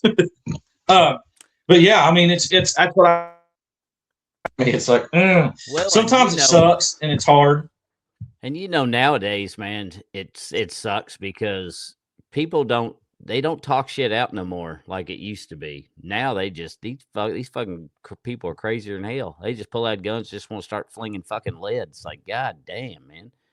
It's like, what happened to the days where That's what you said something, and then if it came to throwing hands, you threw hands, but then afterwards you were done. It was like nobody was killing people and doing shit. It's crazy. It's crazy where we're at now. It's well, especially these with dudes road were in their rage. early 20s. Say Yeah, that again. and that was the thing too. I mean, these guys were in their early 20s. It ain't like they were, it's just, but it's a fact of his level of disrespect, and Yeah. and I think it was a good humbling for him because Oh, I've it been probably humbled. was. I can feel like a badass all day long, but hell, I've been humbled before, and it's just like you remember that shit. Oh, hell yeah. And Well, we all have. Anybody who hasn't is full of shit because there's always somebody that's going to humble you.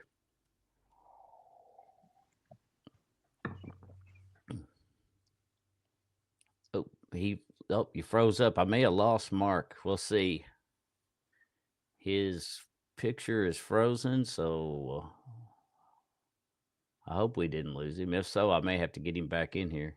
It's hell getting old. Yes, it is, Pam. It's very hell getting old. You ain't wrong there. I don't know if it's me. Let's refresh it. No, stay on the page. All right. Not sure what's going on. Let's can anybody still hear me? I hear you. So you hear me, so you're there. It's just your picture, the cameras. I'm trying to get it back up, man. This I device tried is to not. answer a damn text, and then that's what it did. It. There we go. Now it's All right, I'm going that's to how add you to the stage because it brought you in as a second go round. Now I'll remove this other one. All right, there we all go. right. All right, well we got it back. Okay, well we figured the shit out. So no harm, no foul. So I guess everybody's still here in the comments section too. Nothing's scrolling. Well, there's not anybody in here. That's why. So now that Well, now people there's have an stepped echo. out. So now you're echoing. Well, It's now probably I think it me. quit. It might be me It was you echoing, when I was but talking. now there's a delay on you. But that's fine Well, because I've whatever worked with that works. before. Like I can And talk, and then I can hear it talking to you. yeah, I can hear the I echo have more now too, which is weird. It's really bizarre. Let's kick this one from. Let me kick this one from studio. There we go. I'm trying to kick. I kicked your other one. Let's see if that worked. I don't know if that that helped. too. Check. All check. right. Check. That may have Can you helped. hear me? I don't hear the echo as bad as I did before. For some reason, when I I don't had hear your the other echo one, now. I guess it didn't like that. Well, this is all learning. Like I'm learning StreamYard. Hell, if it wasn't for Wolf from Wolf Fair Records helping me learn how to use this, I didn't know how. I couldn't get it to stream on my. I'm sitting in front of my computer right now, so I could never get it to do it. So I had bought like this fucking boom mic, and I bought these headsets, and I bought all this shit, and then I couldn't use it forever. And then she finally told me how to do it. So. So hopefully this podcast will take off and this will be worth the money spent, especially since I spent $450 today on the more advanced version of StreamYard here, so I can do better shit. So I'm gonna have to learn that. But we've been I on don't know. an hour and 19 minutes. So we still got time. If you still want to go, we can wrap it up if you're ready to wrap it up. But I don't know what you got going on, my brother. But I've been having a good time, and I can't thank you enough for being on the show. I really appreciate it. Like I say, I know this podcast isn't super popular yet, so it's not like if you were on a Joe Rogan podcast, you're going to be seen by millions of people today. Yeah, that's not going to happen. You're probably going to be seen. I think the last podcast I did with my son, which that's a special edition ish, podcast that I'm going to do occasionally with special needs because I do a lot for the Special Olympics. Which oh, by the way, everybody, this guy right here also does. Like I do stuff for the Special Olympics and donate my time, but his band has also done a lot of stuff it kind of in that same realm, but like they would go to if they wanted them to a hospital and see sick children. His band would be the kind of people that would go do that shit in a I heartbeat. would do that. In the past, the we have not with this current group, but in the past, the years ago, that's what we would do. We worked with the Tennessee Baptist Children's Homes, and those are orphanages, modern day orphanages. And we would go there and we'd get a food allergy list, and we would bring cake and ice cream and balloons and be like, hey, today's everybody's birthday. And so we would play music and hang out with the kids. And that's the thing too. The first time we did that, I think it was in the Chattanooga home. And we got down there and the kids didn't want to be there. They showed up. They didn't want to be there until I said, I need all the boys up on stage. Then I need all the girls up on stage. Now I need all the boys on the left side of the room and all the girls on the right. We started playing games while we were singing and playing the show. No So it's shit. like, who's louder, the girls or the boys? Who can be the most rowdy? Who can be the most loud? Who can, and we started involving them. They were in the show with us, and it was just us. There was no cameras. There was no TV publicity. There was nothing. It was just us having a party with the kids and the chaperones that were there. And they told us, they said, you know what? You are the first band that's ever played with the kids and not at them. Because people will show up That's and want to cool. play at them and expect them to sit still. And it's like, no, I said, we're here to party, man. And we've actually played in asylum before. Yeah, we played it. Used to in Knoxville, there was an asylum called Lakeshore, and that was the facility for literally insane people. And we went to you had to sign a little thing that said, if you get took hostage and all that stuff, that, and it was like, whatever. But it don't matter how bad and how tough you feel, because crazy people, they're, how to put it, their adrenaline isn't regulated like normal people, to where, like, if I get mad at you and I'm only at like level 20, then I have like level 20, adrenaline.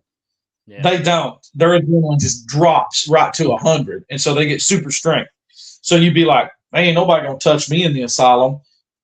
I'm sorry, but I'm humble enough to realize that a small crazy person, could probably get me in a headlock and break my arm, just because they got that super strength. So yeah, when you're signing that, like, ain't nobody going to mess with me, you got to be prepared for anything.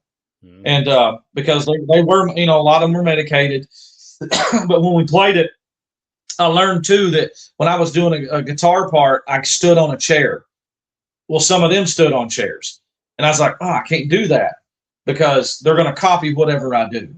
Oh, We were yeah. asked to come back a second time, but we got to play outside for like the super low level folks, because they said the other people, after we left, apparently it just got them there was too much excitement for them. And so they kind of, acted up and got ignorant. So we got to play for the low level medicated people and outside at an event at the same, asylum. So yeah, so we could definitely say, like, yeah, this project has played at the Crazy House before and at orphanages, doing outreach for kids with cancer.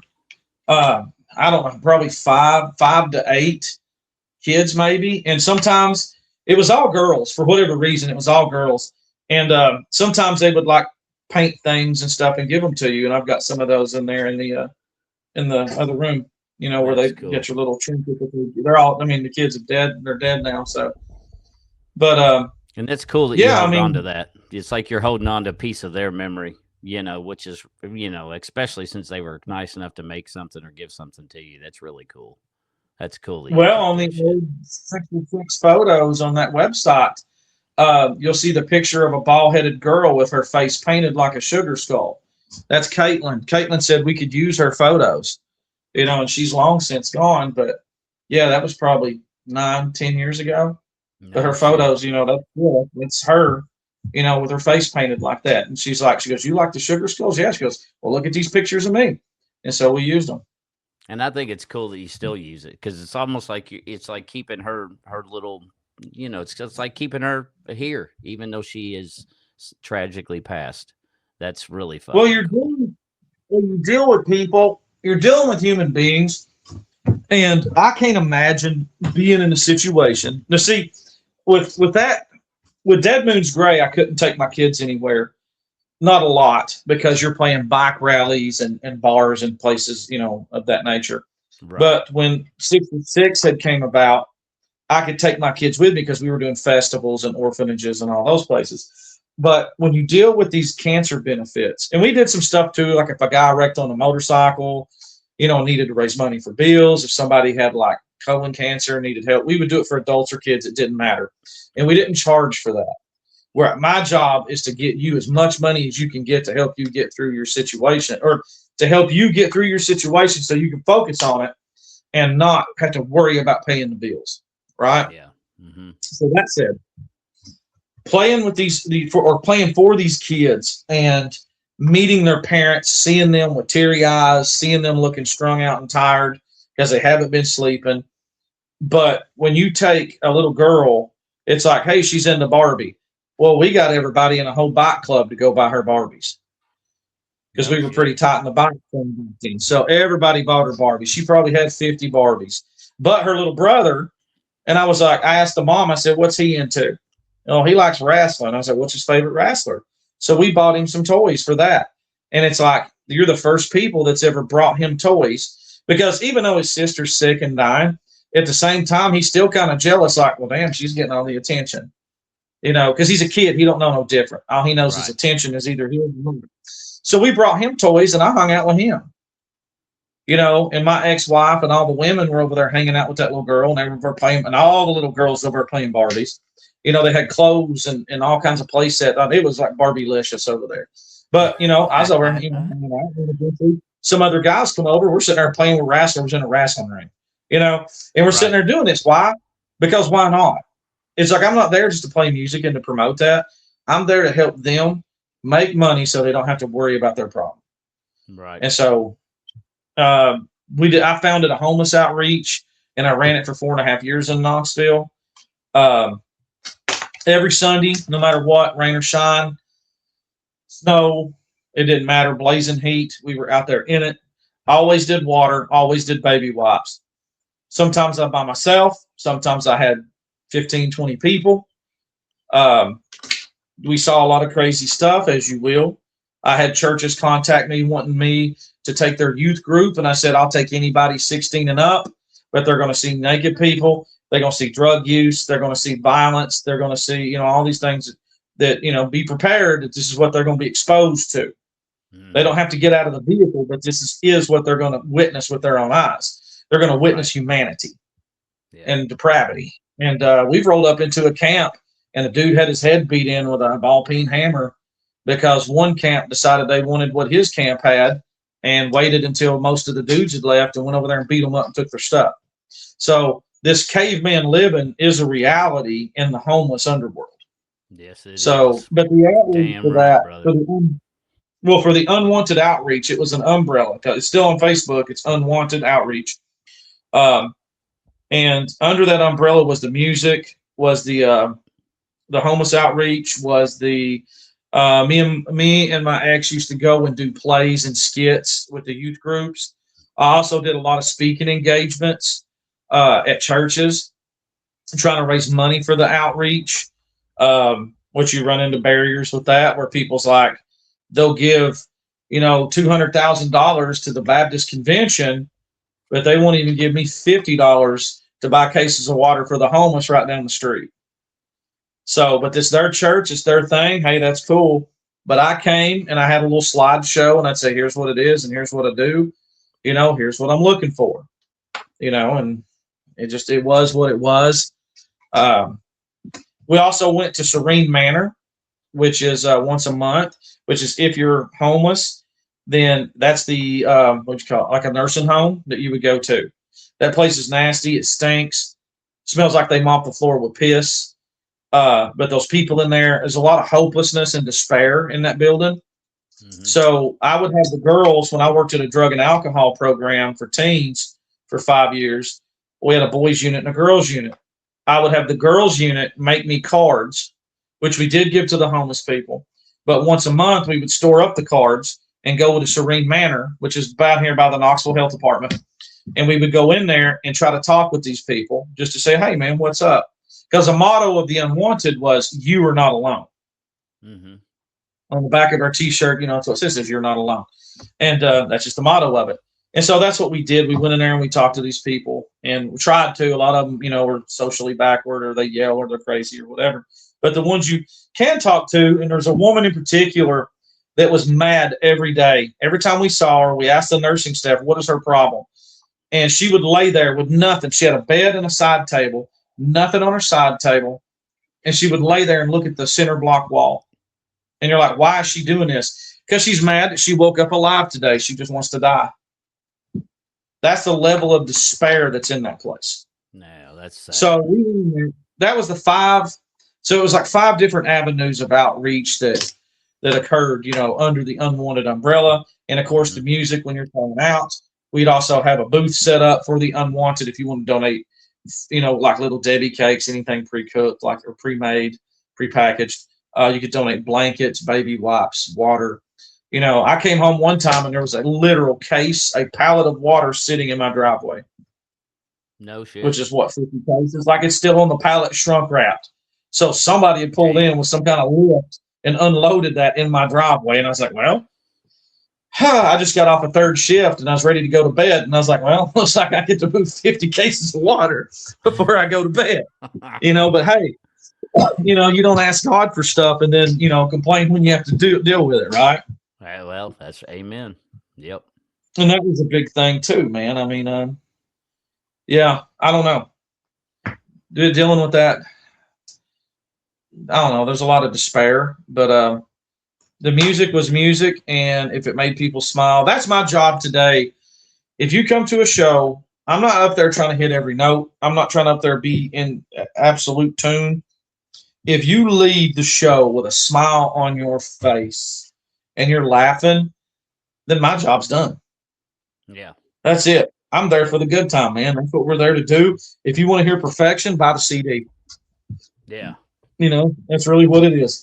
So, yeah, people want to criticize, and if they do, people say, well, that band sucked, and whoever, like, well, that band, it's like complaining about Kiss. Paul Stanley said it the best. If you liked how we sounded on Kiss Alive, well, hell, that was 40-something years ago. Go listen to that album, because now this is Kiss Alive at, 72 years old. Yeah, it's not He goes, I don't say like how you feel. Yeah. Yeah. So it's like, and that's my thing. It's like, you want to hear perfection? Go buy the CD. Because when and to me, I like the live energy. I'd love to do a live album because Iron Maiden, Live After Death, that was one of my albums in rotation for like 4 years of my life. And I hated the studio albums after that one because the energy of Bruce and the band, in that album. And when you get Power Slave and you're listening to it and you're like, it's kind of dead. You hear Aces High and you're like, it's kind of dead. But you put Live After Death in. Yeah, I used that cassette so much, all the letters was rubbed off of it. No shit. Like there was nothing. I just knew that it was Live After Death because I just grabbing it and getting it in and out rubbed all the lettering off of it. So it was funny. But yeah, all that live energy, I've always been about that. So I'd rather do a live album hell, even Jane's Addiction, which is one of my all-time favorite bands. They put their first album was a live album. Yeah, that was a good one too. Yeah, that was a really good one. I wish Guns N' Roses had put out Lies first because I like those live songs and I like them. I was like, man, that's what they sound like live. That's the good stuff right there. Yeah. It's more energy to it, you know. I don't But know. the bad thing is that ship sailed now because, like you said, of age. I mean, they Oh don't yeah. you can't hit those notes like they did back in the '80s. You just can't do it. I mean, Well, not with his voice and that falsetto he's singing in. No, yeah, it you just know, Vince can't happen Neil's, anymore, and that's just part of it. I mean, it's the sad part about it, but it is what it is. Vince Neil's a good example of it. And I do get upset because I'm 52, and I get upset when people make fun of Vince Neil because it's like you played stadiums, you know, when you were young, and you don't ever want to stop that. But yeah, Yeah, Vince Neil got fat, and everybody's like, "Oh, he's so fat and he can't sing for shit." And it's like, well, guess what? He might have some medical problems. yeah, You know, he he's might not have spring extreme chicken thyroid anymore. issues. Yeah, no shit. And I'm like, he might have some issues. You ought to be glad he's able to get out there and run around and sing as much as he's doing.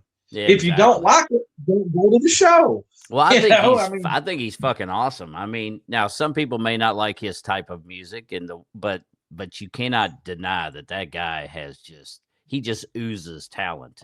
It's like yeah. I wish that I could touch him and get a little portion of talent from him from that because the talent he has is just off the fucking chains. I But mean, there's look at always haters. I mean, look at Nickelback. People hate the fuck out of Nickelback, and I don't understand why. I mean, I don't get it. I think Nickelback is not. I think they get made fun of way more, especially. I mean, it's not like they don't have talent, but no, but there's a people hate them. YouTube video. Well, there's a YouTube video on why that happened to them. Oh, is there really? No shit. A There is YouTube because video talking about that? It's like a little they documentary. broke it down. They broke No it down to shit. where it started, and I think it was Seth Rogen, maybe the one that said it. Like I hate you as much as I do Nickelback. Some comment that just was said in passing somehow become a loop, and it went viral. And then all of a sudden, everybody started hating Nickelback. That's really it's either Seth Rogen or Seth Green. It's one of the Seths, and I was like, really? Like that's what started their down? Like that did it? I'd be mad as hell if that's what destroyed my family's I mean, living. that's One fucking person crazy. making it.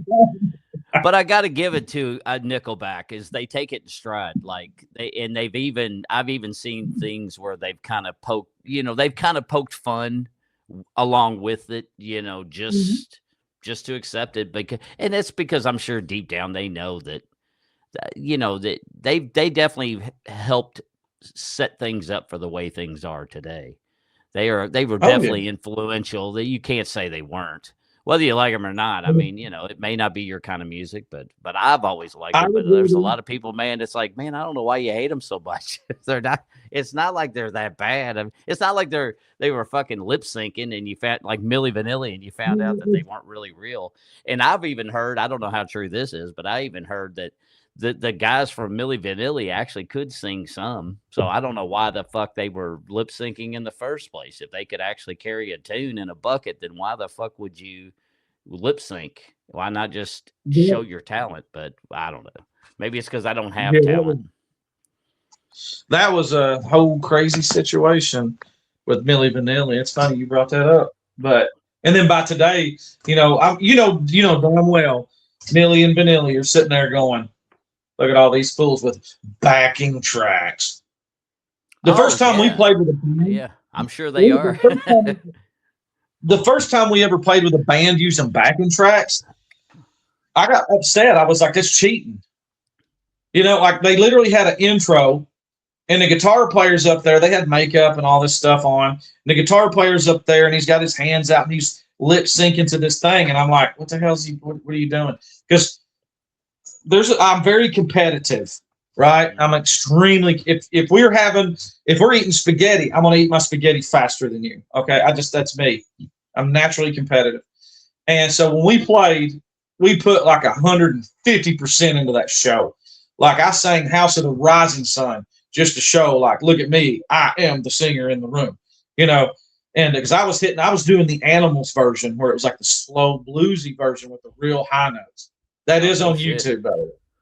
I'll And have to check so that when they're out. playing, they're using backing tracks, and even when they're playing, there was only one guitar player, one bass player, and a singer. But they had their guitar dubs. The singer, when he would sing, he had all this harmonies and backing vocals. And I'm like, y'all are damn cheating. It's like, really? That's what y'all are cheating like hell. That's to me. That's what I was like. I just don't like the idea of. Now, if you're a performer by yourself, say it's just you by yourself, and because that's really where the Haints was going to go at one point. I kid you not, because I really wanted to get these songs out, but I couldn't find it. Knoxville, Tennessee is the worst place to try to find musicians. It is. I ran ads for months. You can't get drummers. You can't get bass players. There's guitars everywhere. There's no banjo players that live in town. They all live like an hour away. Nobody plays violin. Nobody plays dobro. And then when you do find somebody at Guitar Center, well, I live an hour and a half from here. I live in Chattanooga. And it's like, then why are you here? So, but at one time I was going to buy a laptop and literally just go to a studio and record all the tracks and perform live like that. I was going to have to play, to get it out. And then I met up with Sellers again, and we started working on the music because we had worked in the past. And I was like, "You remember them songs?" He said, "Yeah." I said, "Well, I've got newer ones." He heard them and he goes, "I love these better. Well, let's do them." And then with Jesse, he was playing bass in 6 or 6, and then when that kind of went to hiatus status, then he was like, "Well, hell, I'll just come play with you and play bass on that."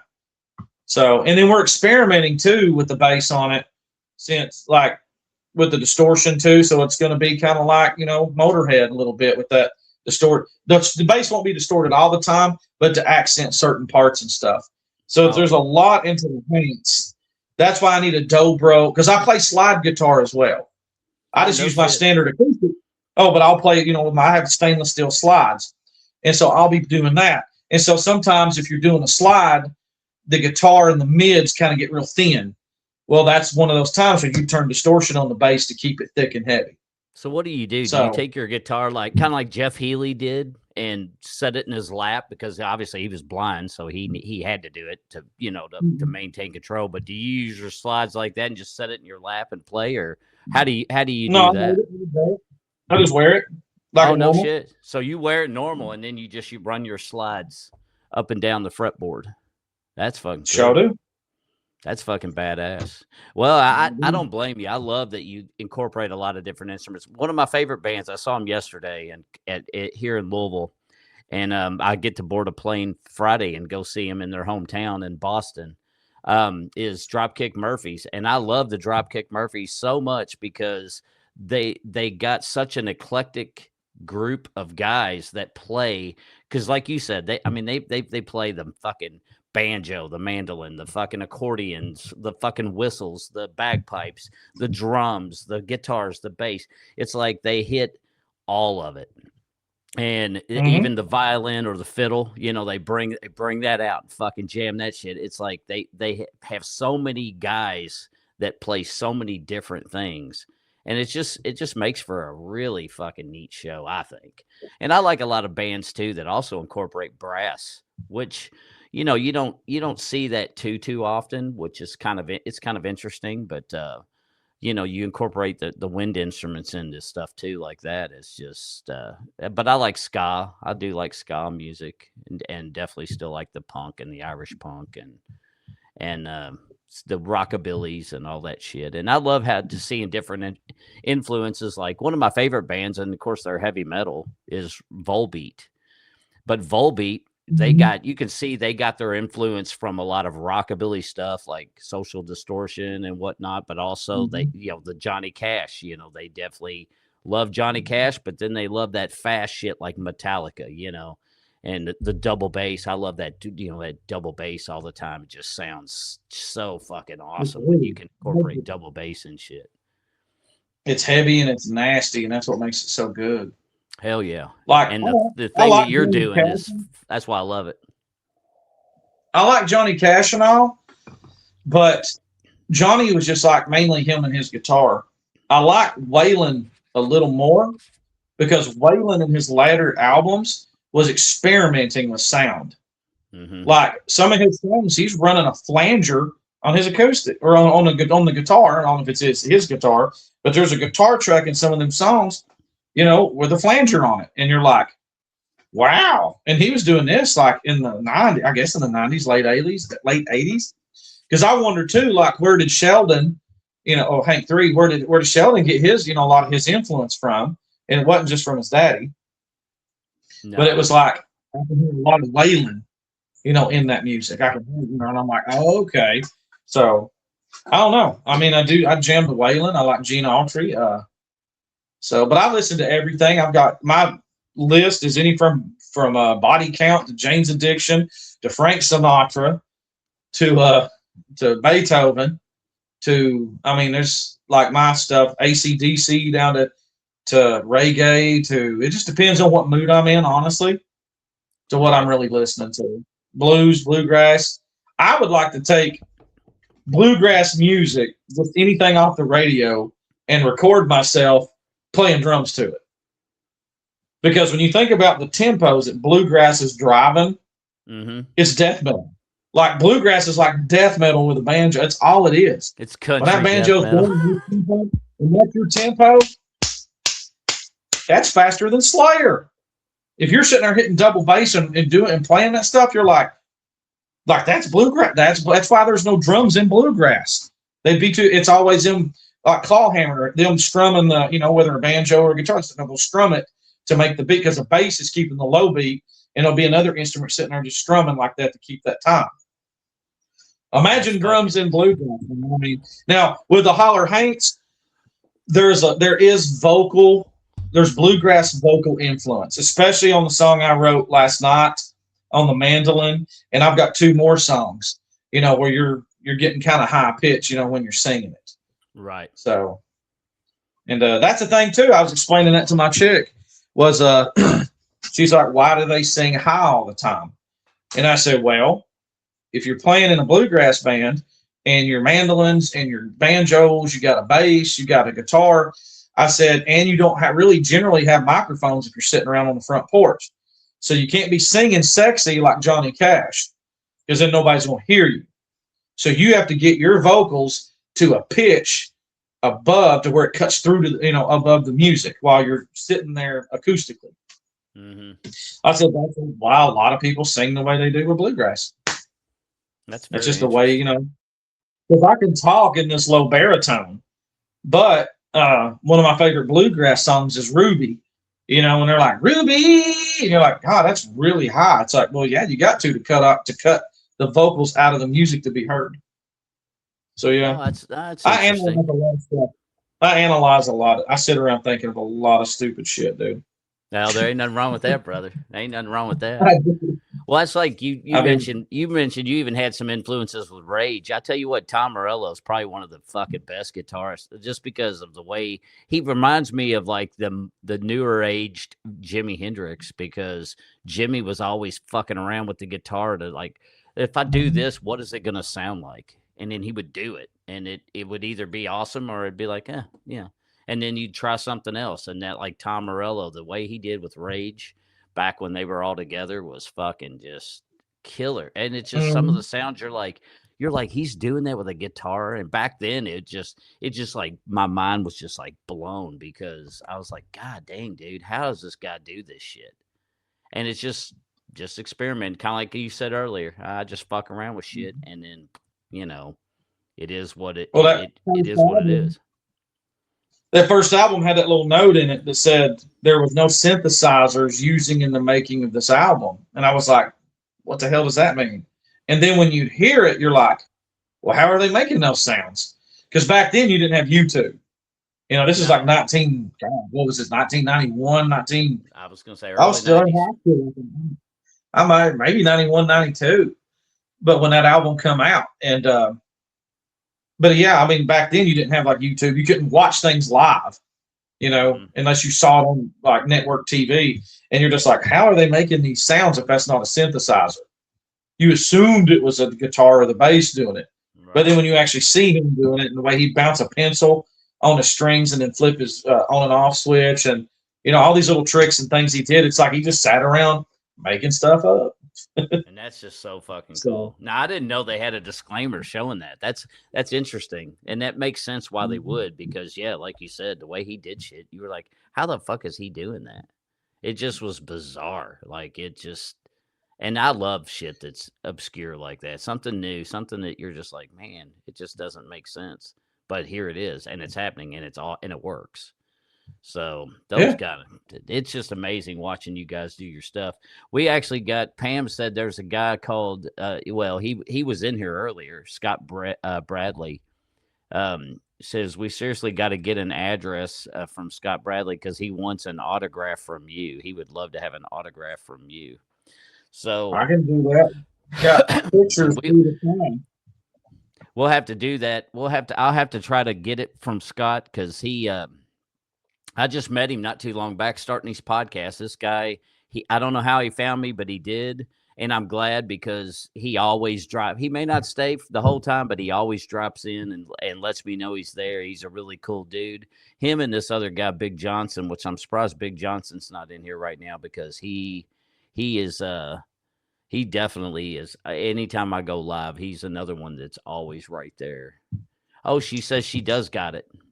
So Pam's already on top of this. He sent it to her already. So Pam, I tell you what, Pam gets shit done, man. She is the shit. I hope to be one day be half as cool as fucking Pam Little is. Well, I can send him this one because we've already signed it. Oh, damn. Anytime I do a project, that's our pictures. It's kind of got a glare on it, but yeah, that's our signatures on it. Dude, that's pimp as fuck, dude. I love that. Yeah, so when we go to shows, if people want autographs, we have, this is in a frame though, but we have these photos and we'll sign them. In every project I do, we'll have signatures on them. If we have show posters, I'll get people to sign them while I'm there, just because you never know. But yeah, I can send him this one because we can sign these all day long. So, well, hell but yeah. Ain't that's that no cool? big deal. Yes, that is cool. That is cool as hell. I do thank Pam and Southern Lights Entertainment. Pam's been nothing but good to us. I mean, she helps us out. We help her out.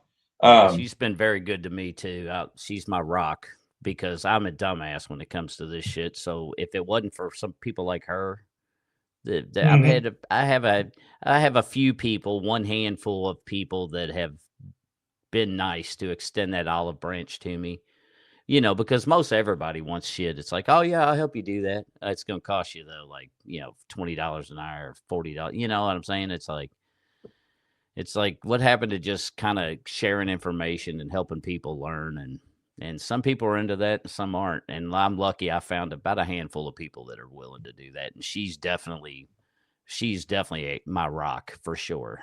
She's definitely one of them, 100%. Well, where her awards is going to be at is at the Historic Grove Theater in Oak Ridge, Tennessee.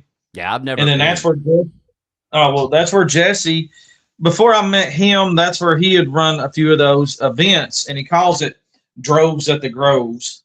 And because the purpose of that was to showcase original bands. Because around here, there's a lot of classic rock bands, and that's generally who plays out. Mm-hmm. However, if you're an original act and you're trying to get your band out there, it's kind of hard. That's what this group does. That's what Droves at the Groves is. And that's for original bands. It don't matter if you're death metal, and then there's bluegrass, and then there's a lounge singer. It doesn't matter. The music will be, if you're an original band, there'll be 12 hours straight of music. It's usually 12 noon to 12 midnight. And each band gets like 45 minutes. You got your 1 hour is what you got. If you take too long sound checking, that just cuts your time out. You have a 1 hour slot to set up, to get your stuff set up. So generally tell everybody 45 minutes. Yeah. And sometimes bands cancel, but you have more time. However, but that is to showcase original bands. So the Droves at the Grove, there's some food vendors there. And this is this is a theater. I'm sitting too close to the thing. It's a full theater. Like I'm talking 2 curtains with the stage, like where you put plays on. It seats 200 people. There's no balcony, but it seats 200 people. There's full stage lights on it. So if you're playing a show, you can just put the lights on auto, and you got all kinds of stage lights going. Then next door is the movie theater part. But There's a downstairs, like a green room where people can dress and do their, change costumes. You can come back upstairs. You can walk out between the curtains, put on a play. Like it's a big, like it's a store. I mean, it's an actual theater, and so I that's can't what they wait. do. Well, that's Yeah. that we're doing that again on May 2nd. So that's in Oak Ridge, and the Haints will be playing there on the 2nd. And it's free. Like it's the food's not free. You got to pay for your own food and stuff. But to show up and listen to the music is for free. Jesse always pushes that that's the whole thing. If it's free, then it's Droves at the Groves. Right. So that's that. And then the collective, that's the you have Droves at the Groves, and that's that. And then Jesse fronts that, and then we have the Beastown Collective, and that is where it, like I said before, it is you're trying to get people out of those bands and to perform by themselves to try to make them grow on their own. So, but yeah, because that stuff I worked can't on wait. me. I'm so pumped to come down there because Pam said it's such a nice place. It seats 500. Oh, she even put it in my comment. It seats 500, so I think it's it's a 200. great little venue. Yeah, I think Well, it's 200. we thought it was two, but I think she had somebody go count, so we counted out. I think it ended up being 500, which was better for us, which was good because with her having it there the first time, it's like, man, is there going to be enough seating to allow some people to come? And we're glad it worked out the way that it did. She said Jesse Cleveland is also nominated for Trailblazer Award as he has worked very hard for all of us. So that's cool. Shout out to Jesse for that accomplishment as well. We would have tried to get him on for those of y'all that were maybe interested. We tried to get him on with us here a little while ago because he's obviously a part of this young man here, his band and whatnot too. But Jesse was currently driving, so he had to opt out. But if Jesse wants to get on, he's definitely another nomination. um, I plan on any of the bands that are a part of this award show, or obviously any of the bands that are actually being on the roster that are being taken care of by Pamela Little with Southern Lights Entertainment for their actual booking needs. Then definitely feel free to drop me a link or a message on Instagram, or personally, if you have my phone number, you can send me a text, or an email if that's what you get through, say, Pam. However you want to get a hold of me, definitely do that and let me know if you're interested. Just like Marc did, he reached out to Pam and said, which I was honored because my podcast is kind of still shit, and it's going to be shit for a little while. It's going to take some time, but I was glad that he actually I was jazzed about being a part of this, especially since I know that the outreach is going to be small for now because we just started all this. I mean, I just got a logo the other day, but our last video, I think we had almost 700 views. So 700 views that's not too shabby for somebody trying to break free in the podcasting thing. So I thank people like him that are actually show interest, that allow me to have somebody to talk to and bring on these shows. And with everybody that's being involved with Southern Lights Entertainment for the award show, if you're interested in doing the same thing that Marc's here doing with me, um, then obviously send me a message and we'll set up a time to do that between now and the award show. I get to present um, Entertainer of the Year. So definitely the ones that are on the Entertainer of the Year list, I would like to slowly go through and have you on my show if you're willing. Now, some people obviously this podcasting may not be their thing. Being in the being grilled or being on camera, they may not like. See, I can interview this motherfucker right here. He would be a killer interview. I just love it. Uh, you're like a big fucking kid, and that's what I love about you because I'm just like a big kid. I'm 52, and I feel old sometimes, but I refuse to want to get old. I'm gonna defy that as long as humanly possible. Dude, I Because don't have to be drunk or high to have fun and be retarded. I can be silly as hell. It just hell yeah, depends on what you want to do. I love acting So like I I mean, mean, the way I see it is fucking being an adult sucks. So if I can act like a fucking child, even if I'm 52, then I say party on, Wayne. I'm gonna do it. Just like you. I love it. See, Pam is also announcing on the stage for Entertainer of the Year. Yeah, so I will be on the stage when I do that, and I've never done that, so I'm looking forward to the experience. But I have never stood in front of 500 people with every 500 people staring at me. So I hope I don't. I hope I don't get up there and be like, and just kind of lock up. I don't think I will, but we'll see. I think that the Imagine playing for podcasting is going to help. I 24,000 think. people. Say it Imagine again. playing for 24. I said, imagine playing for 24,000 people. Oh, dude, I could only fathom what I would. That would be rough. I don't Well, know if I. that's actually easier. We did that when we were signed with Soundmass. We played at the Cornerstone Festival, and that's where I met Sonny from POD. And I really Oh didn't no know shit. him. Yeah, I didn't know him. I knew Brian Welch from Korn because that's when they had their Whosoever's thing. And I was there to see Brian. And when I walked into the tent, and there's a dude wearing a flat bill hat, and he's, "Hey man, I like your tattoos. I like all this shit." Hey, cool, that's cool. We were talking, small talk, and I knew Lacey too from, I think it's Flyleaf. I haven't listened to him forever, but I was looking for Lacey. She wasn't there, but is in the Whosoever's tent. And then he handed me a swag bag, and when I walked off, I was looking. I was like, "Hey, there's that guy I just talked to. Oh hell, that's Sonny from POD." And I didn't even know who he No was. shit. That's Yeah, I fucking didn't know awesome. him, but oh well.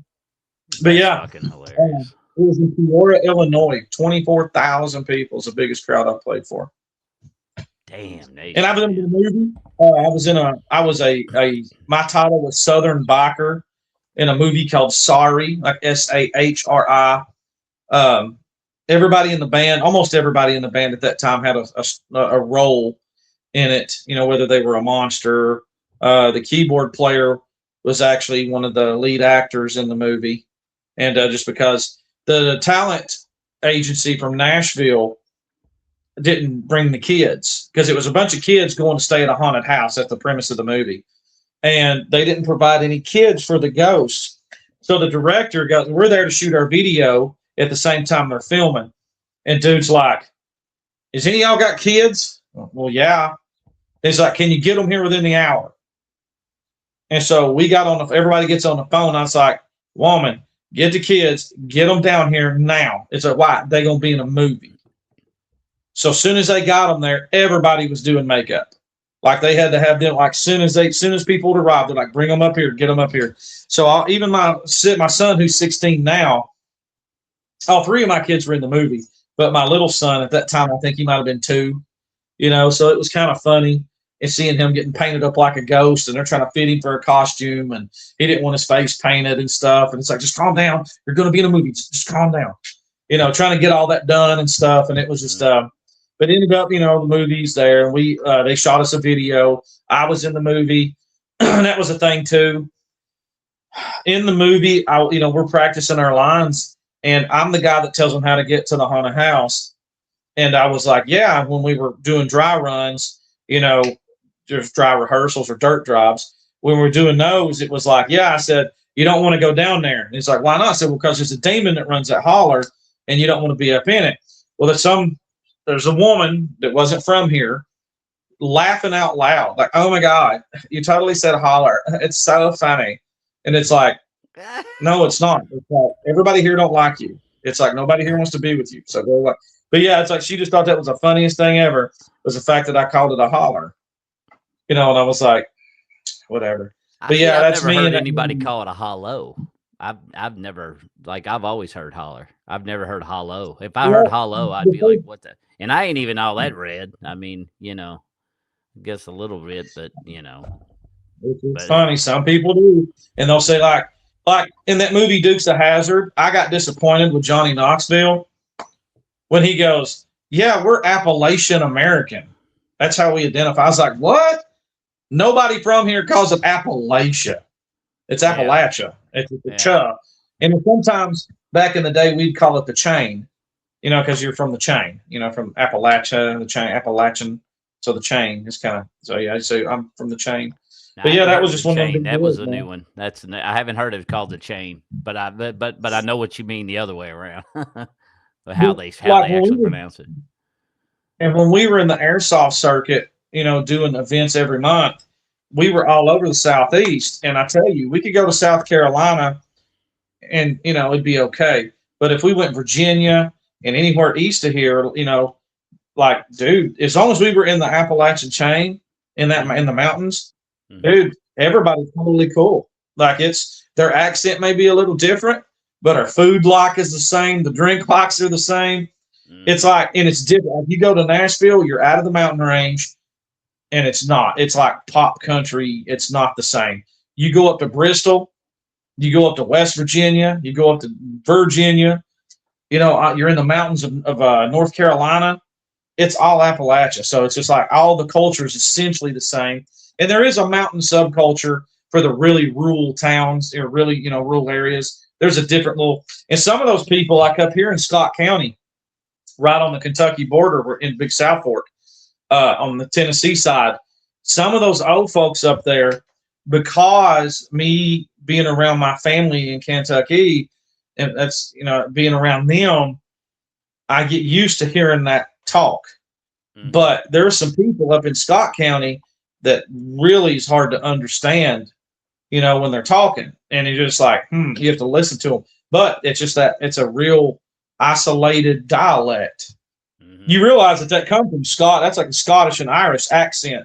What people call hick, like my aunt in Hazard will say flowers instead of flowers. Be like, yeah, that's my flowers. That's my tar or my tars. Those, and you're like, oh, you sound so hick when you're talking. That's like an Irish or a Scottish accent. And I knew this years before. There's actually things on the internet that show this, that's what they're speaking. They're not talking hillbilly. Well, they're not talking hick, is what people call it. They're still speaking with that accent. It is carried through the centuries. So if I said, oh, my yours, my uncle still says that today, and he lives here in Knoxville. He called his doctor, yeah, my yours is hurting. Your yours. And he's like, yeah, my ears are hurting. My yours. Well, when you say it with an Irish accent and say, oh, I feel so good. Oh, my yours is hurting. You know exactly what I'm saying. Oh yeah. But Yeah. if I say, oh, my yours is hurting, you're what? Oh, but my yours have been hurting me for a day. I don't like it.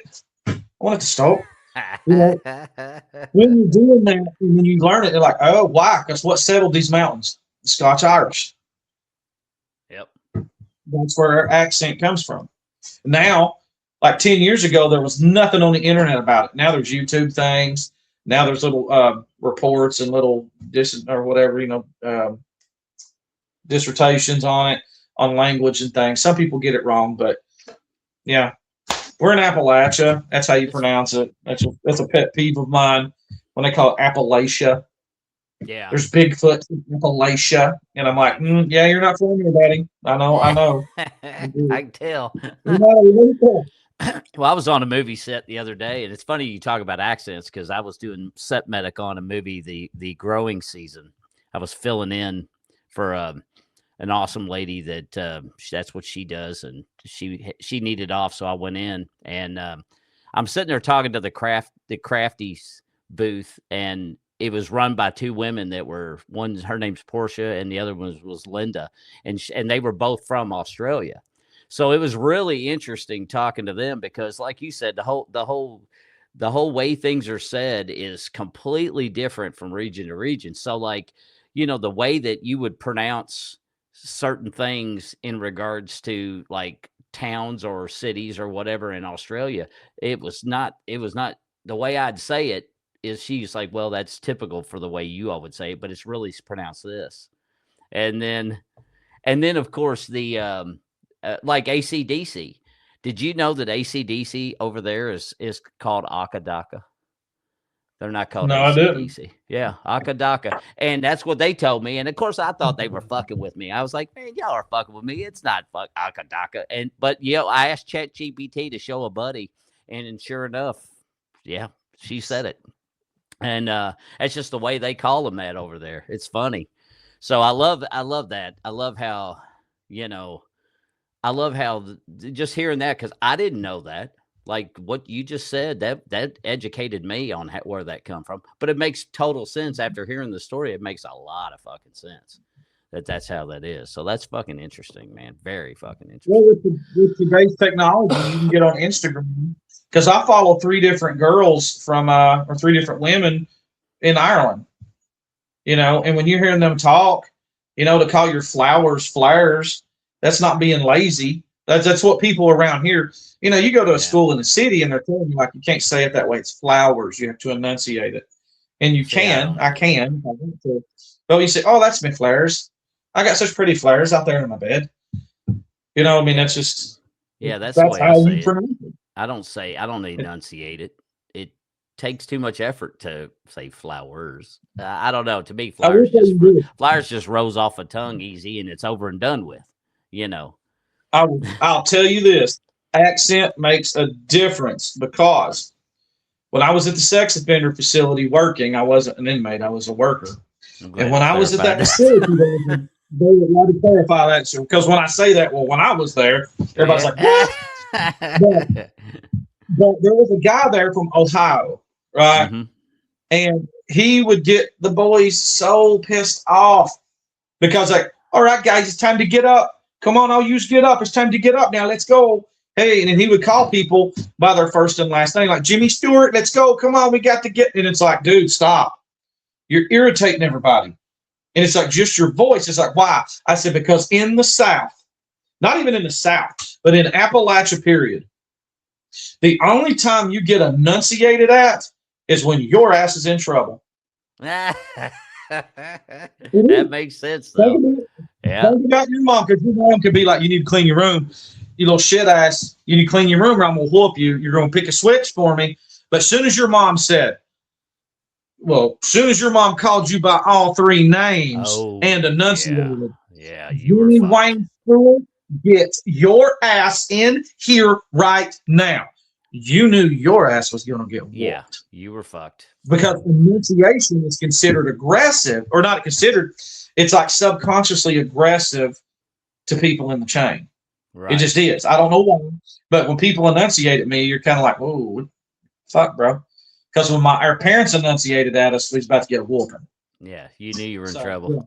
yeah, You knew you fucked yeah. up. And so that's what I told him. I said, all these kids are local. They're all these boys here are local because they were between the ages of 13 and 21. Like when they were 18, if anything happened, they could go to prison, or depending on what their case was, if they go to prison, or they could be released to be homeless or wherever, or they could go back to their families. But after 18 to 20, once you were 21, you were done.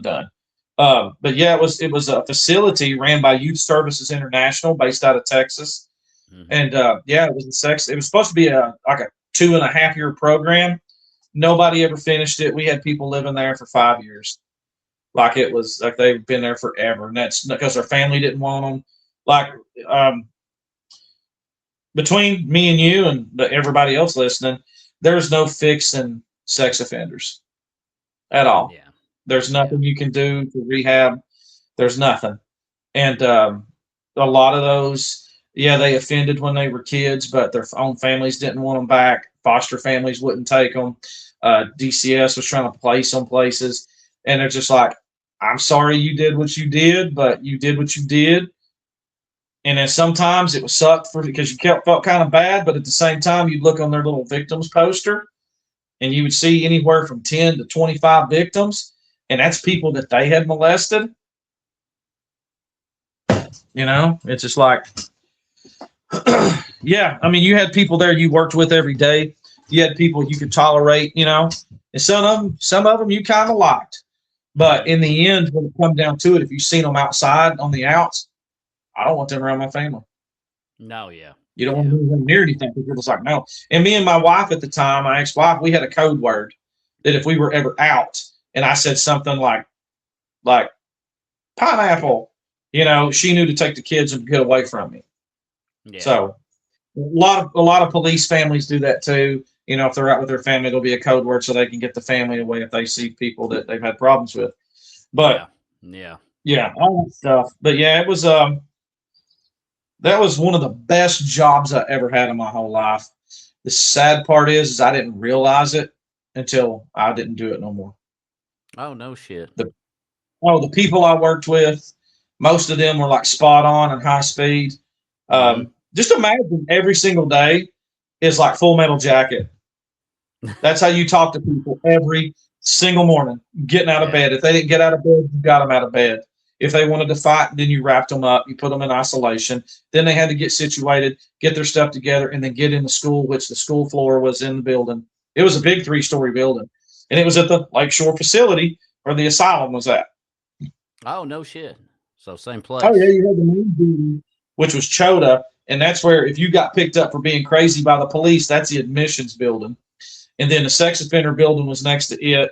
Then you had the cafeteria, but then on the other side, around the campus was I think like 8 acres, and each building was adult sex offenders. There was adult like crazy crazies, like level 4 locking you down, like you got to be on lithium, like you're that bad off. And hell, we had boys at 16 years old on lithium because they can. If you take them off of it, they'll be right trying to put their dicks in everything and trying to touch everybody, trying to fight people.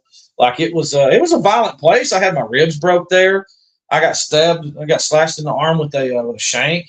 Um, God, dude, I've had piss thrown on me. I mean, it's just like I said, it was because of the people you work with. They usually that makes or breaks a job, Yeah. and Yeah. you grow thick skin. You really do, and I don't know. You're either for that kind of job or you're not. Yeah. You can either work in the gym or you can't. You can either work in that environment or you can't. Drug and alcohol is the same thing. It was level 4 lockdown. So all the boys in that teen facility they were court ordered to be there. They could not leave. They did try to escape. Um, God, yeah, dude. It was but in the end, like you learn a lot about humans and I did start teaching Bible study and theology there at that drug and alcohol facility for the last year and a half. That's what started me teaching Mm-hmm. and doing things of that night. Now I teach the first 2 Sundays at the Anderson County Jail. So on Sunday That's nights, I cool. go in there at 7 p.m. and I teach. I tell them straight up, I'm not here to evangelize you because every single person that comes in there tries to get them give your life to Jesus. You know you want to do it. You know you're going to come on. You know you want to be with Jesus. It's like calm down with that because when I decided to be a Christian, it's like you go to church every Sunday, and the sermon was always about getting people there. It was never about what to do once you're there, Mm-hmm. right? So when I tell the inmates, hey guys, I'm not here to evangelize you, but this is going to be like a seminar. And I'll have a dry erase board as big as this wall. And I got my markers. And as I'm teaching, I'll sit there and draw pictures and draw things out and write it. I did an hour and a half last Sunday or this past Sunday. And I've been there for up to 2.5 hours. As That's long as fucking they're willing to awesome. sit there and ask questions and participate, I'll keep teaching. So I teach theology. That's cool. And how long you So, been doing that now? Where you been doing the teaching? oh, at the jail, it's almost been a year. However, I had been teaching theology since drug and alcohol, so 10, 11 years, somewhere in there. Oh wow. So wow. Yeah. And I used to be in Facebook groups doing apologetics, which is where you debate, is all that is. Mm-hmm. And what helped me was a guy when we used to go to church in Corrington, the the college age pastor. That guy was a professor at UT here at the University of Tennessee. And he knew that I like to ruminate. He knew my personality. And he would say, come up here. And I'd be like, what? And he'd get close and say, the rapture, is it real or not? Tell me next Sunday. And then I would be like, oh, God, I never even thought about it. So then I had to go study it. Then he'd be like, tithing. Are we really supposed to do it? Yes or no? Let me know next Sunday. And so he would give me things like that. And so I learned a lot about different topics because he forced me to study them. Yeah. That's fucking So cool. thank you. So yeah, I mean that's just all. But yeah, that's so that kind of got me into it. My favorite thing is the Nephilim. I love to teach about the giants No in shit. Genesis 6 and all that drama and all the monsters and all the stuff and all that. I have literally I think it's a 3-hour class, and when I teach it at the jail, it takes me 3 sessions to get through it. And I could see why So I could see why you kind of choose that just based on the way you were with, with your fucking the little figures and just the way that your setup is, you could tell you're kind of into that thought well the haunting or the haint way of things. It's very People fitting. don't want to talk about it. People don't want, or pastors don't want to talk about that stuff because it it doesn't fill church pews and it looks magical. Hmm. But I'm like, if you believe in the Bible and you're trying to convince, you say, do you believe that there was a flood? Well, yeah. Okay, then why would you not teach about the Nephilim? Why would you not teach about the Rephaim? Why would you not teach about these things? That's in there. Why would you omit them? Because they seem fantasy like? Then basically you're just, to me, I consider it you're lying to me if you omit. Like, hey, did you go where you were saying you were going? Technically I did go exactly. Yeah, I did go to the mall. But I stopped at this other place too. That's that you're lying to me. You're omitting. So to me, if a pastor's not telling the full story, I'm kind of like, you're lying to your congregation. Yeah. But that gives me room to sit there and talk about stuff, and then I'll take questions if they ask me, because all the current events are like, are the people in Israel today the Israel of the Bible? And it's like, no, they're not. They have no lineage to those people. And it's like, what about the Palestinians? Are they the Philistines? It's like, no, they were conquered in like I think it's 150 AD, I think, or 650 AD. I think it was 650 AD, and they were conquered by Nebuchadnezzar, and they were absorbed into Babylon. So the people there today, the Palestinians, are not the Philistines that you read about in Old Testament. Yeah. So that's the thing. I mean, I answer questions. That's what I do. So, and that's why people are engaged. Put it this way. When I teach at the jail, the other classes have 2 and 3 people. I had 14. Damn, that's good. That's good turnout. That's pretty damn So, but I learned that doing that at drug and alcohol. good. Because everybody wants to tell the story, the passion. Everybody wants to talk about Christmas and all that. Well, I talk about the other parts that nobody wants to. And honestly, when I heard about the Giants, that's what started me studying. No shit. So if I can get you engaged and excited about it, like, what do you mean they're raping people and murdering people and chopping off heads? No, no, it's not. The Bible's all about love and forgiveness. It's like, then you ain't read it. Yeah. So you need to read it and learn from other people's mistakes. Yeah. So, but yes, sir. Cool that you do that. I didn't know you did that, but that's awesome, dude. That's really fucking cool. But I have, at the same time, though, I don't care what religion somebody is. I have friends of all different faiths. Mm-hmm. So that doesn't bother me. I'm not sitting there pushing it. If you have questions, by all means, ask me, but don't presume because I'm a different religion than you that I'm going to be mean to you. Right. And I have been told, it's like, you're like no Christian I've ever met before. And it's like, because I'm real, like I'm straight up with you on stuff. That's just how I'm going to be. Yeah. So, yeah, but that's where I'm at with that. But yeah, I do those things. And you don't strike me as the kind of person either that, if someone is different and has a difference of opinion, that you're just like, oh, well, fuck you then. I'm not gonna, we're not cool anymore. You're the kind of person that could listen and take shit in and go on. Yeah. Right. Well, I had a lady tell me one time, and she was like, the whole idea of Jesus and Christianity is so wrong, and it just seems so fake. And then she wanted to turn around and say, but I said, well, what is your belief? She goes, well, I believe in the Viking stuff. And I'm like, okay. I was like, so you think that the world didn't flood and that there's a big God in the sky looking down, a big sky daddy, but you think that Odin has 2 crows and 2 wolves that go around the earth and tell him everything that's going on, and and it's like, you think Thor's really throwing a hammer? It's like, I don't know. I mean, you can believe what you want to believe, but you don't try to discredit what I believe. You know what I'm saying? And that's what I don't do to people. It's just like, here's your thing, and it's cool. It's like, I try to make people think. I could tell you, I can sit here and tell you, this is what your problem is. But if I can talk to you and give you rhetorical questions to make you realize, dang, I do have a problem with that. There you go. Yeah. And that's a big thing as a counselor, because I was, a caseworker for 13 years. And as a counselor, and doing that work, I can sit there and tell you, well, this, and this is your problem, and you're gonna get like, oh, whatever. I'm not listening to you. But if I can talk to you and make you realize that that's what you're doing wrong, and you realize it without me telling you, that goes 100% further. Yeah. Yeah. So, but yes, sir, I was a psychology major. Well, that's fucking cool, man. And that's cool that you're still paying it forward and kind of helping the men, Now, do you just do the men's prison, or do you also go into the women's prisons and do stuff? They don't let me go in there. Oh, they don't? Well, I guess they wouldn't. Yeah. I don't know how that works. Knock on wood. There's women, there's Hopefully I'll women that never do it. figure that out.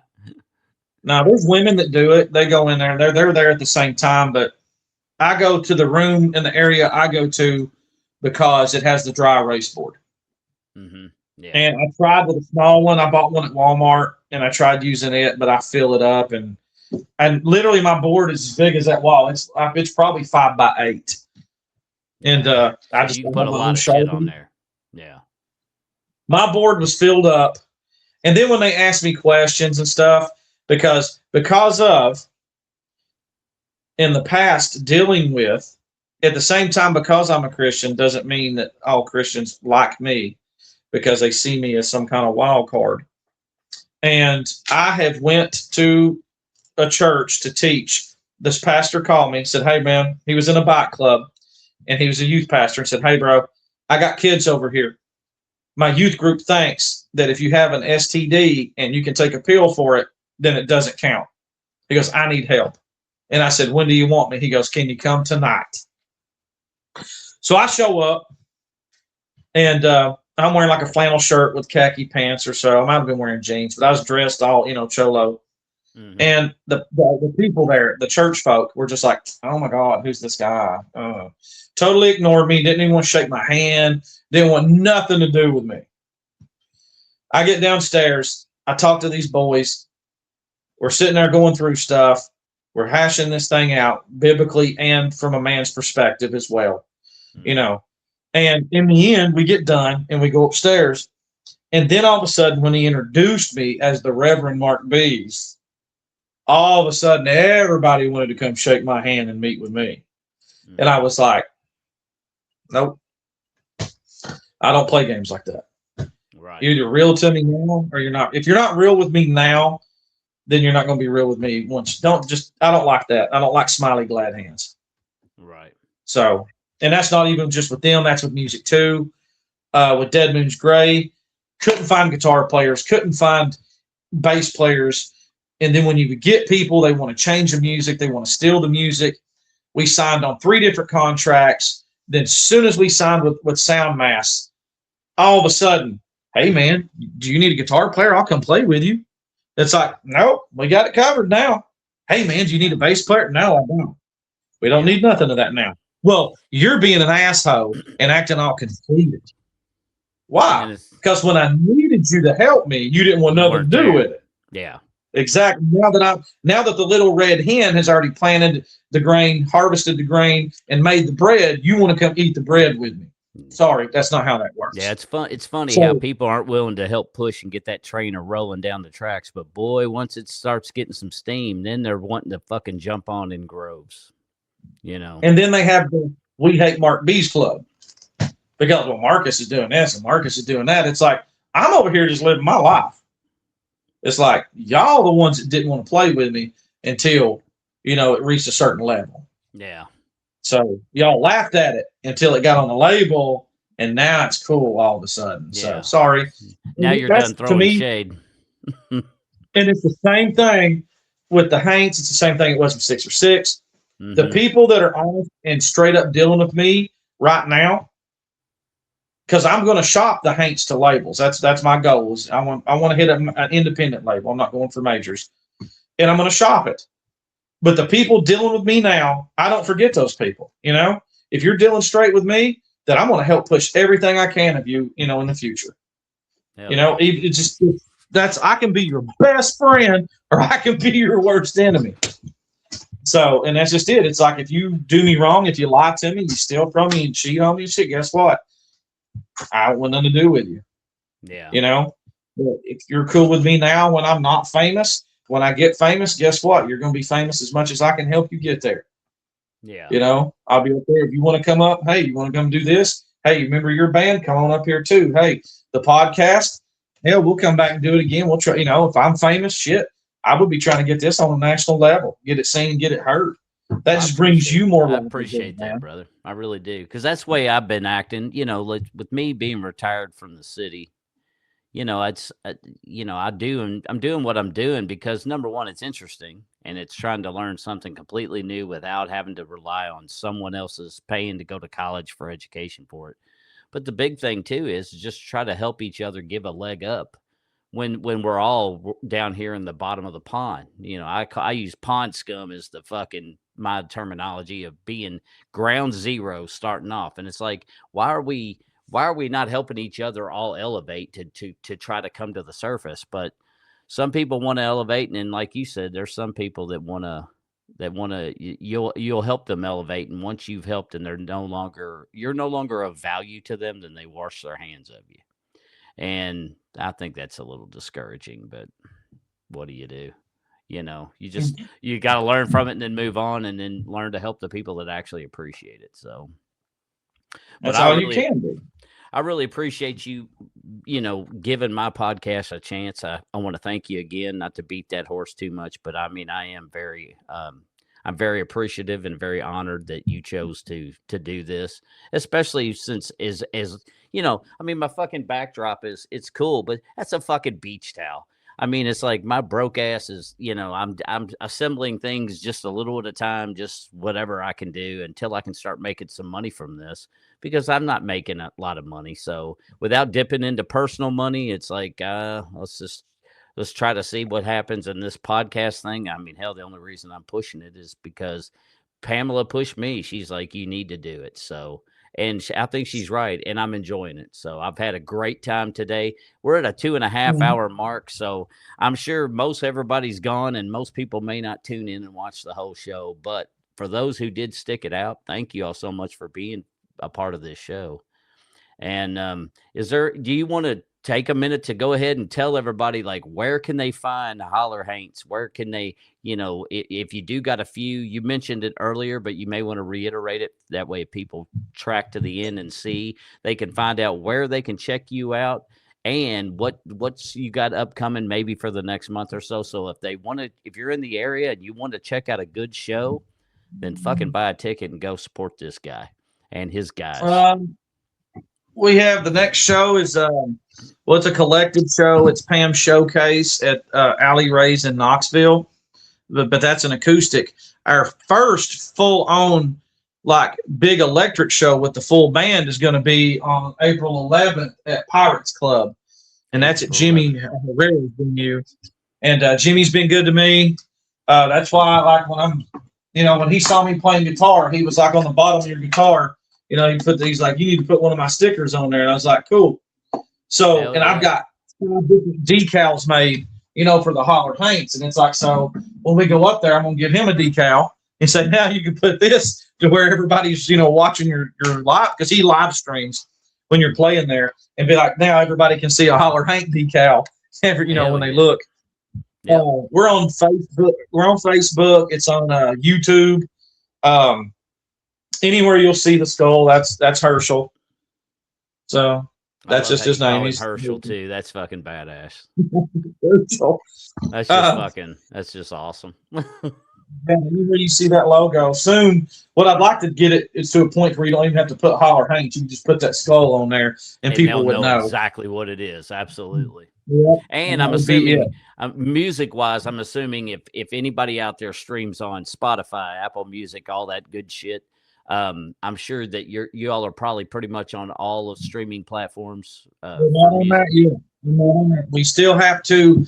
We've been in discussion about going to different studios because I'm torn between a studio and a live, because I really like the energy, but to record it live and it sound great is really complex. So, and I'm trying to weigh the checks and balances of that, because some songs will sound better studio, and then there's some like the psychobilly stuff and the cowpunk songs are going to sound, to me, they're going to sound so much better live with that energy and that anger and that power coming out, as opposed to the more country sounding stuff, which I think would sound better, studio wise. You can put in all the little extra, instruments and stuff like that. So, but yes, we're not on that yet. Right now, it's just YouTube as far as music.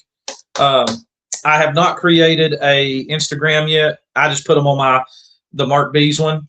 I'll put videos and pictures of it. It's me motorcycle riding, and it's me playing music. That's what's on that already. So, hell yeah. But yeah, man. Well, I'm like you. I've got Instagram. I need to start doing more with it. Apparently, it's on a goal now that I got to do, and so I've been learning technology, and it's been it's why I'm so gray. When I actually sat down a year ago, I actually was salt and pepper. Now I'm just looking pretty shitty. I guess just for men, maybe in my future, where I can dye that bitch. Either that, or I'm just gonna embrace the gray and be done with it. But I appreciate you signing that thing for one of the Scott in there. That was awesome that he wanted the autograph. That's cool as hell. I appreciate Pam for reaching out to him and kind of getting all that intel where they can send that. Miss Valerie's still in. She says it's been interesting here. Thank you, Miss Val. I'll tell you what, Valerie is. She is one of several that are so supportive. There it is. That's the web page. Trying to get it to where it can be on there. It's hollarhaintsband.com. And that has, like, right now we have 15 shows. There's pictures. There's a couple of videos on it. But yeah, it's hollarhaintsband.com. And you heard it there, ladies and gentlemen. So go there and check it out. Do y'all sell merch? Well, I have it, but we haven't started selling it yet. I have 2 runs of buttons.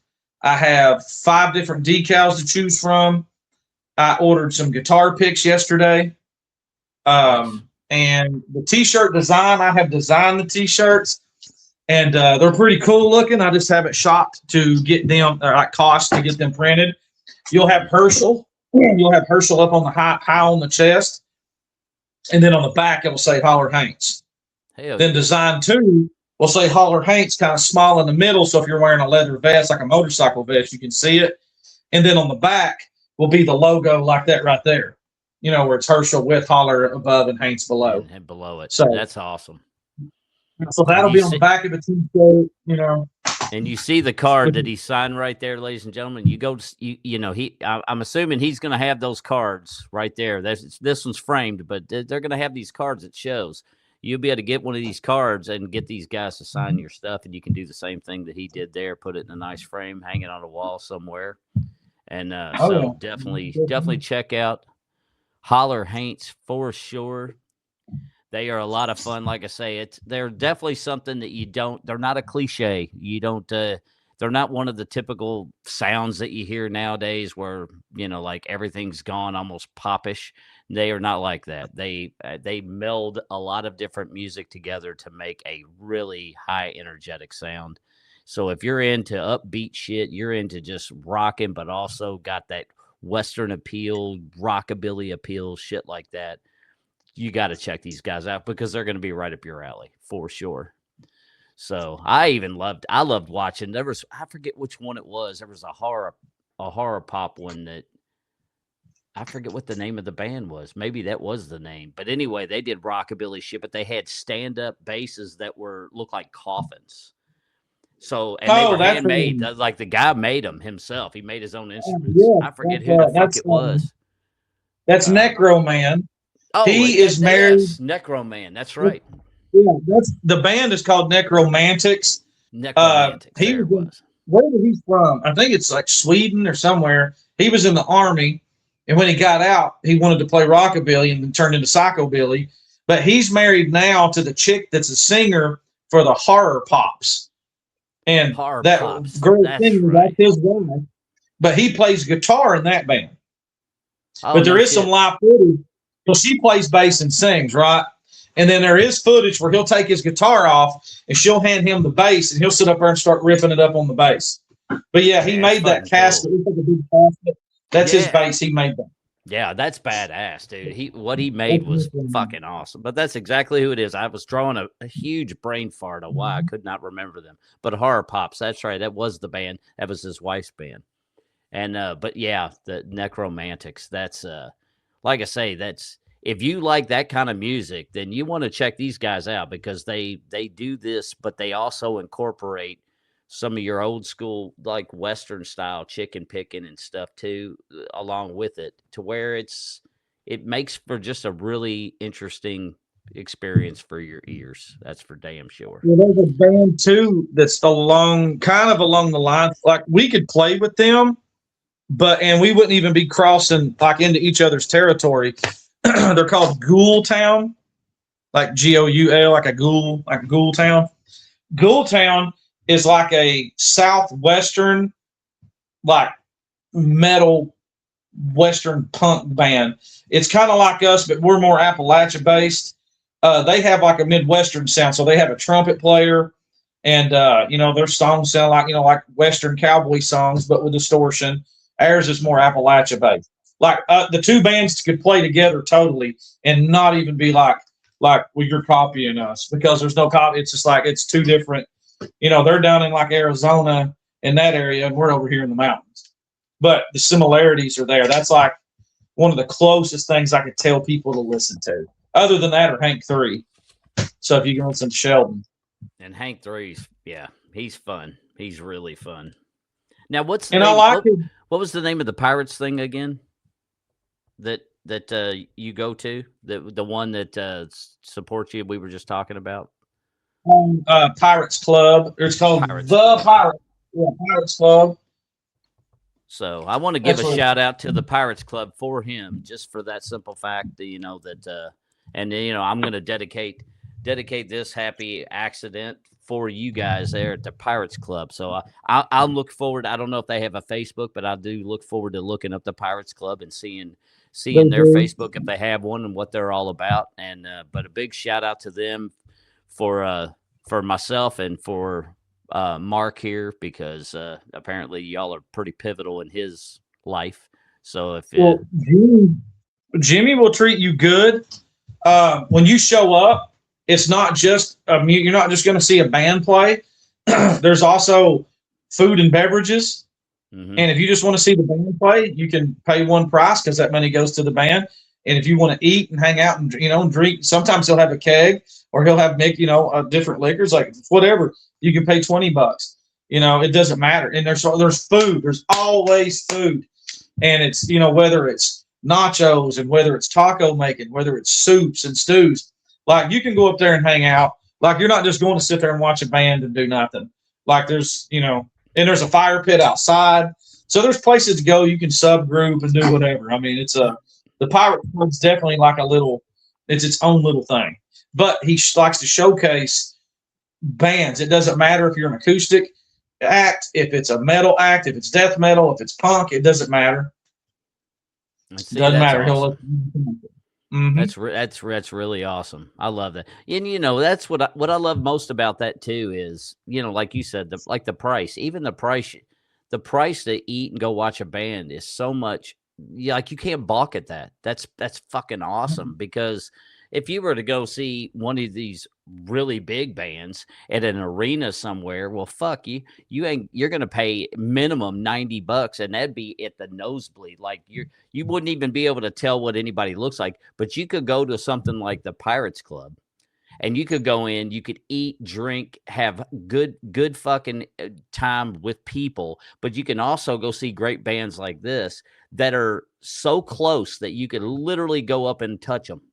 And it's like you can't get that. I couldn't do that if I wanted to go see like Five Finger Death Punch. I can't get anywhere near Five Finger Death Punch, I'm sure, without spending thousands because they're so fucking big. So I do also think that bands that are starting off are in a really cool fucking place because the fans can actually get an experience with somebody like you where they can actually they feel a different connection than you feel if you go to an arena and you're watching the same show. You know what I'm saying? It's just I don't know. To me, I like that smaller, quaint crowd so much better. It's more intimate, and with the Hollar Haints, I play an instrument and I sing. But with Six or Six, I only sing. And I do play acoustic every now and then, but it depends on the songs. But generally, I can do a whole hour, not even have to play an instrument. And I have a wireless mic, and I've been down in the crowd. I'm getting people to sing along. I'm walking around doing interviews with my microphone and talking to people. Just are you having Hell fun? yeah. There's a guitar solo going on. Are you having fun? Scream for me. Doing stuff and getting down in their face, getting down there with the people. That's the one negative I have about the Haints is that it binds me. The instrument traps me. Yeah. So what I have to do is, I guess I have to figure in ways to get participation and to include people like I did in the past. Is have them come up on stage with me because I can't go down there with them. And as long as they don't step on the pedal board, they were doing good. So that's Yeah. it. If they It's like they step on your pedal board, they're changing we're now starting a different song. So, but that's but what we want in any of the bands that we play with and we know, mhm. between me and Jesse, it's like if you have a band and you're just starting out and you don't have a lot of experience, cool, come hang out with us. Come watch how rehearsal goes. Learn how that goes. If you just don't have experience playing out, cool, come do the collective with us. Get used to the crowd. Get used to playing with people. Get used to doing these things. Hell, we even help you get shows. We help people. We help anybody, honestly, anybody that's nice to us. It's like, yeah, we'll help you out. We'll do shit. Yeah. And So, and I mean, it's kind of grows. There's just too many people here in Knoxville. This is the problem in Knoxville. Then I'll close after this. The problem here is my wallet was stuck. So what happens when you have a chain on it got stuck. The problem in Knoxville is a lot of the bands don't want to hang out and intermingle. mm-hmm. So if I'm in my band, I'm over here. And you're in your band and you're over here. And you'll be at a venue and only like 4 or 5 people's talking. And you're like, why ain't nobody interacting? It's just that whole mindset of this is my band and that's your band. It's like we're not in a competition, bro. I mean, you kind of are, but you're really not. It's like we're not in a contest, but I'm competitive. But there's plenty of music and plenty of venues to go around that there's no reason to be shitty with other bands. And then they get stupid over their fans. Like, why were you clapping along while they were playing? You were here to see me. And it's like, what? It's like you can't tell people who they can and can't like. It's like, so that's like that's a mindset here to get people out of that. That's one of these things. Get people to intermingle, and it's just, well, we play death metal, so we can't play with the bluegrass band. Yeah, you can. Come on out. That's what we're going to do with the drugs. It's like just come out, just do stuff. There's not limits. Music is music because it's limitless. Right. It's you can do whatever you want with it. And it doesn't have to be. You could have a show with a bluegrass band, a death metal band, and a cover band. That's a great show. You got music for everybody. And it's just like, hey, there you go. It's just in one of my favorite bands, I forget their name, but all these boys were like 17 and 18 years old. And we played at the Drove Theater, and we started jamming out, and they started a mosh pit. And I was like, I'm going to get down there with them. And I had the microphone down there, and I'll be walking out over on stuff, and I'll be climbing everywhere. If I'm wireless, I'm everywhere. And but that was one of those things. I was like, they had no inhibitions because they were young, and I was like, this is the example all these bands in this room need to be doing right here. They need to be following this example. Just be free. Just be happy. Music, you either like it or you hate it. It's either or. Yeah. Have fun. It's like, come on now. If you don't like it, then you can tune into something different. If you don't like it, go outside and go get something to eat. Go hang out in the wait, because the lobby at the theater is huge. There's couches and chairs everywhere. Go hang out. And then when the next band plays, guess what? You can come back in there and see if you like them. It's just it's a 12-hour hangout is what the Droves is. That sounds really fucking cool. But that's us. I mean, that's what we're doing, and I appreciate you having me on here. No, I really appreciate you, brother. Big time. Thank you so much. I had a great time talking to you the other day. I mean, goddamn, we talked for a long time, and it I had a 3 good hours. time. I had a really good time. Been 2 hours and 48 minutes now. So Yeah, yeah. Oh yeah, we're hitting it. God damn, we are hitting the three. I tell you what, man, that's well, my mouth never shuts the fuck up anyway. So it's not. I shouldn't be surprised, but on the same token, I am. I'm like sitting here, and it's like I can't believe we're almost at 3 hours, and it doesn't seem like we've been on here, an hour at best. To me, it feels like that, but it's really 3 hours. It's like fuck. So I appreciate you taking 3 hours out of your day to do this for sure. you're welcome, man. It's anytime really. It's like we just, let me know ahead of time and we can do it. And same bat time, same bat channel. That's There it right. is. That's how you feel. That's some old That's school right. shit right there, man. That is some old school shit, and I love it. I was saving that to the end so I could say, hey, follow the podcast at the same bat time, Same same bat channel. bats. So Well, brother, thanks a million for being on this show. I had a great fucking time. I wish you all the very best. I know I'm going to see you again because obviously I'm going to see it. I'm sure you're going to be at the award show. I'm going to be there as well. I'm going to try to help Miss Pam out as much as I can, and definitely I've got a job to do at least for one segment of it, which is nice. So I look forward to seeing you there, and I look forward to seeing some performances there as well. So again, everybody, if you're interested, the seating's going to be limited. So it's only 100 tickets sold to the Outsiders. Why? Because Miss Pam wants to make this award show to where people like Marc here don't have to pay to go to an award show and sit and see if they win or experience it. They get to go and for free. So she's selling 100 tickets. So if you're an outsider looking, get it now and do it quick, because you also need to look into hotels. And I suggest this for anyone listening. If you are an artist that plans on going, do not be a procrastinator and drag your feet on your hotels, because apparently they're having a 5K or some shit. They're having something going on, marathon or mini marathon, the same day. So hotels in that proximity could become taxed, in regards to limited space. So if you want to try to get a hotel that's somewhat in walking distance, so you could also have some drinks after this show, you may want to go ahead now and secure your room, so you're not having to drive 30 or 40 minutes away from the venue when the time comes. So something to think about. But again, thanks for Marc Bees for being on this show with us. We look to see Jesse still listening, apparently. But shout out to Jesse Cleveland. He's also one of the band members we tried to get in here. Maybe we'll have both these guys back in again at some point in time, but you never know. Who knows? They may jump in, and they may see me on sometime and just jump in all wimbly bimbly. We'll see. But Val, peace. Thanks for staying, and showing up and hanging out as usual. Miss Pam, thank you for being a part of all this, and thanks for getting all the behind the scenes stuff done while we were talking. So that's very nice. And Scott, looks to me like you're going to get yourself a signed Hollar Haints merch. So that's flipping awesome. So I'm excited about that for you. And there's some merch, everybody. Check out right here to the right. There's definitely got some stickers, but got some buttons going on. So he's gearing up with his merch stuff too. So again, you see Hollar Haints on a ticket somewhere, go check these guys out. Give them some support, show them some love, and pick yourself up some cool ass fucking merch, because everybody loves Herschel. So definitely pick up some cool ass merch. I want Herschel to be as famous as Eddie. That's what I want.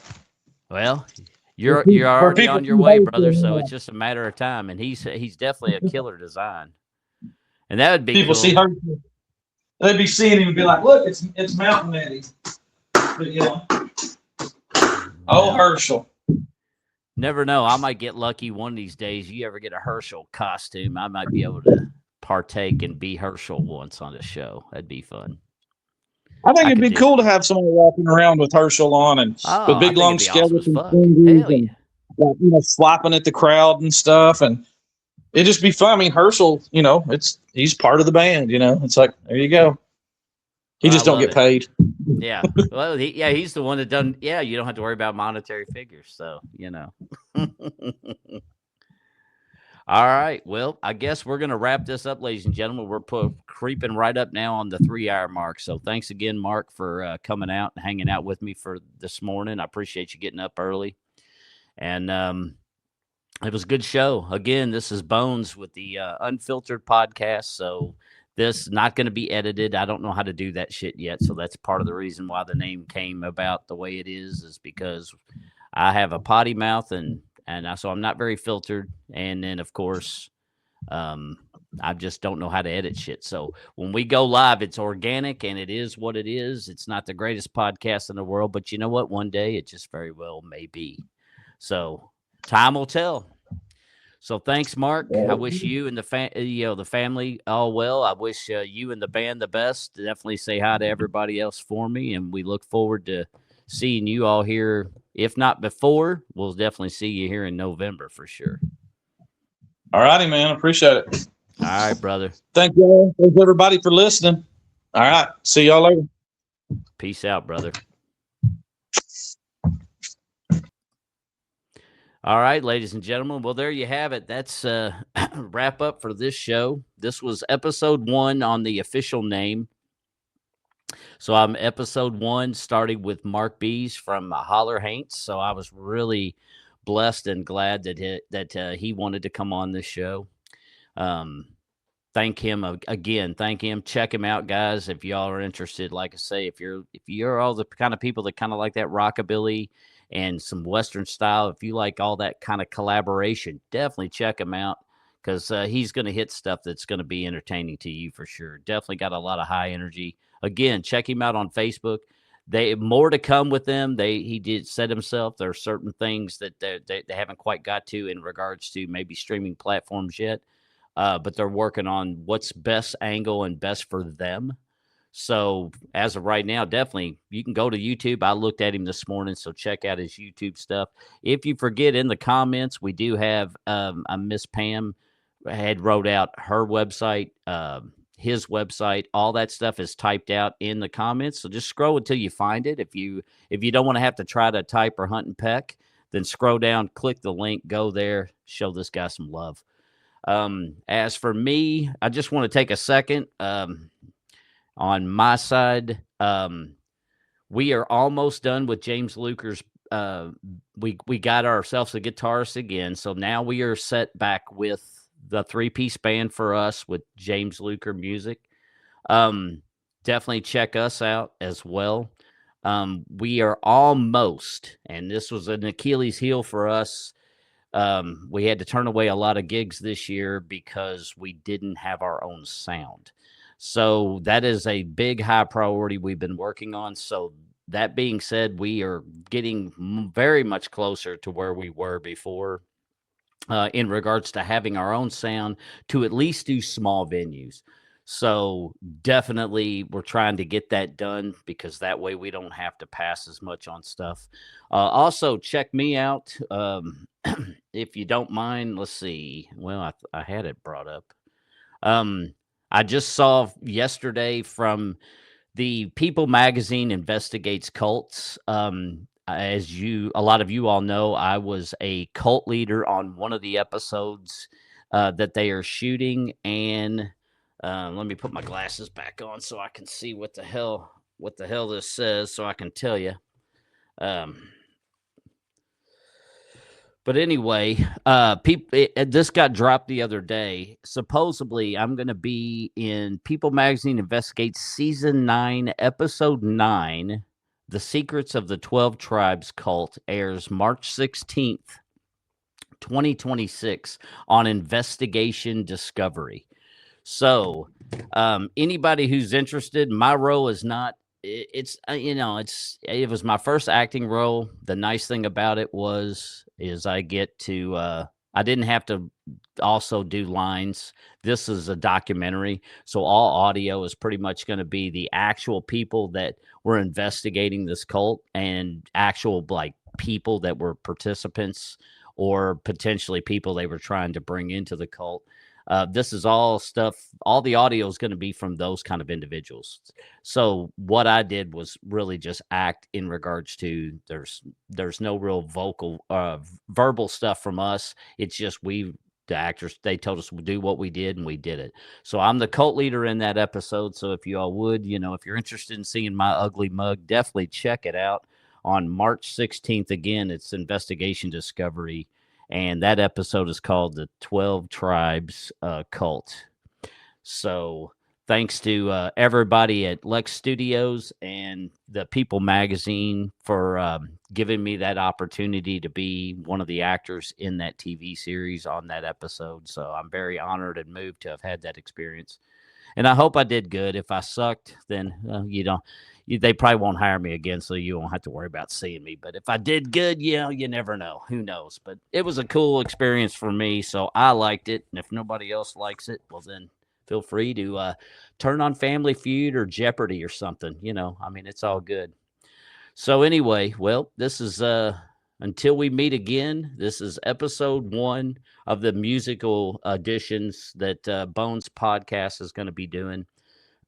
um, so again, episode 1, Hollar Haints. You just heard from Marc B's nice 3-hour episode. It went longer than we thought, but you know what? I love it, and I was honored to have him on there. So we look forward to seeing them. And again, check out southernlightsentertainment.com for Miss Pam's website for where you can go and check and vote for all these people, especially Marc. He's in there 3 different times: bass, solo artist, and trailblazer. And then also Jesse, which we didn't get to have him on because he was driving. One of his other members is also nominated as well. So definitely go to southernlightsentertainment.com. Go in there, check out the board of all the fantastic artists that have been nominated for this year's award show. Check them out. Like I say, vote now, vote often. You can vote through September. After September, then we shut it down for vote tallies, and then we'll have that award show on November 14th. So we're looking forward to all that. So definitely check everybody out. And I will be doing a podcast with Wolf Bear let's see, what day is it? Oh, Thursday.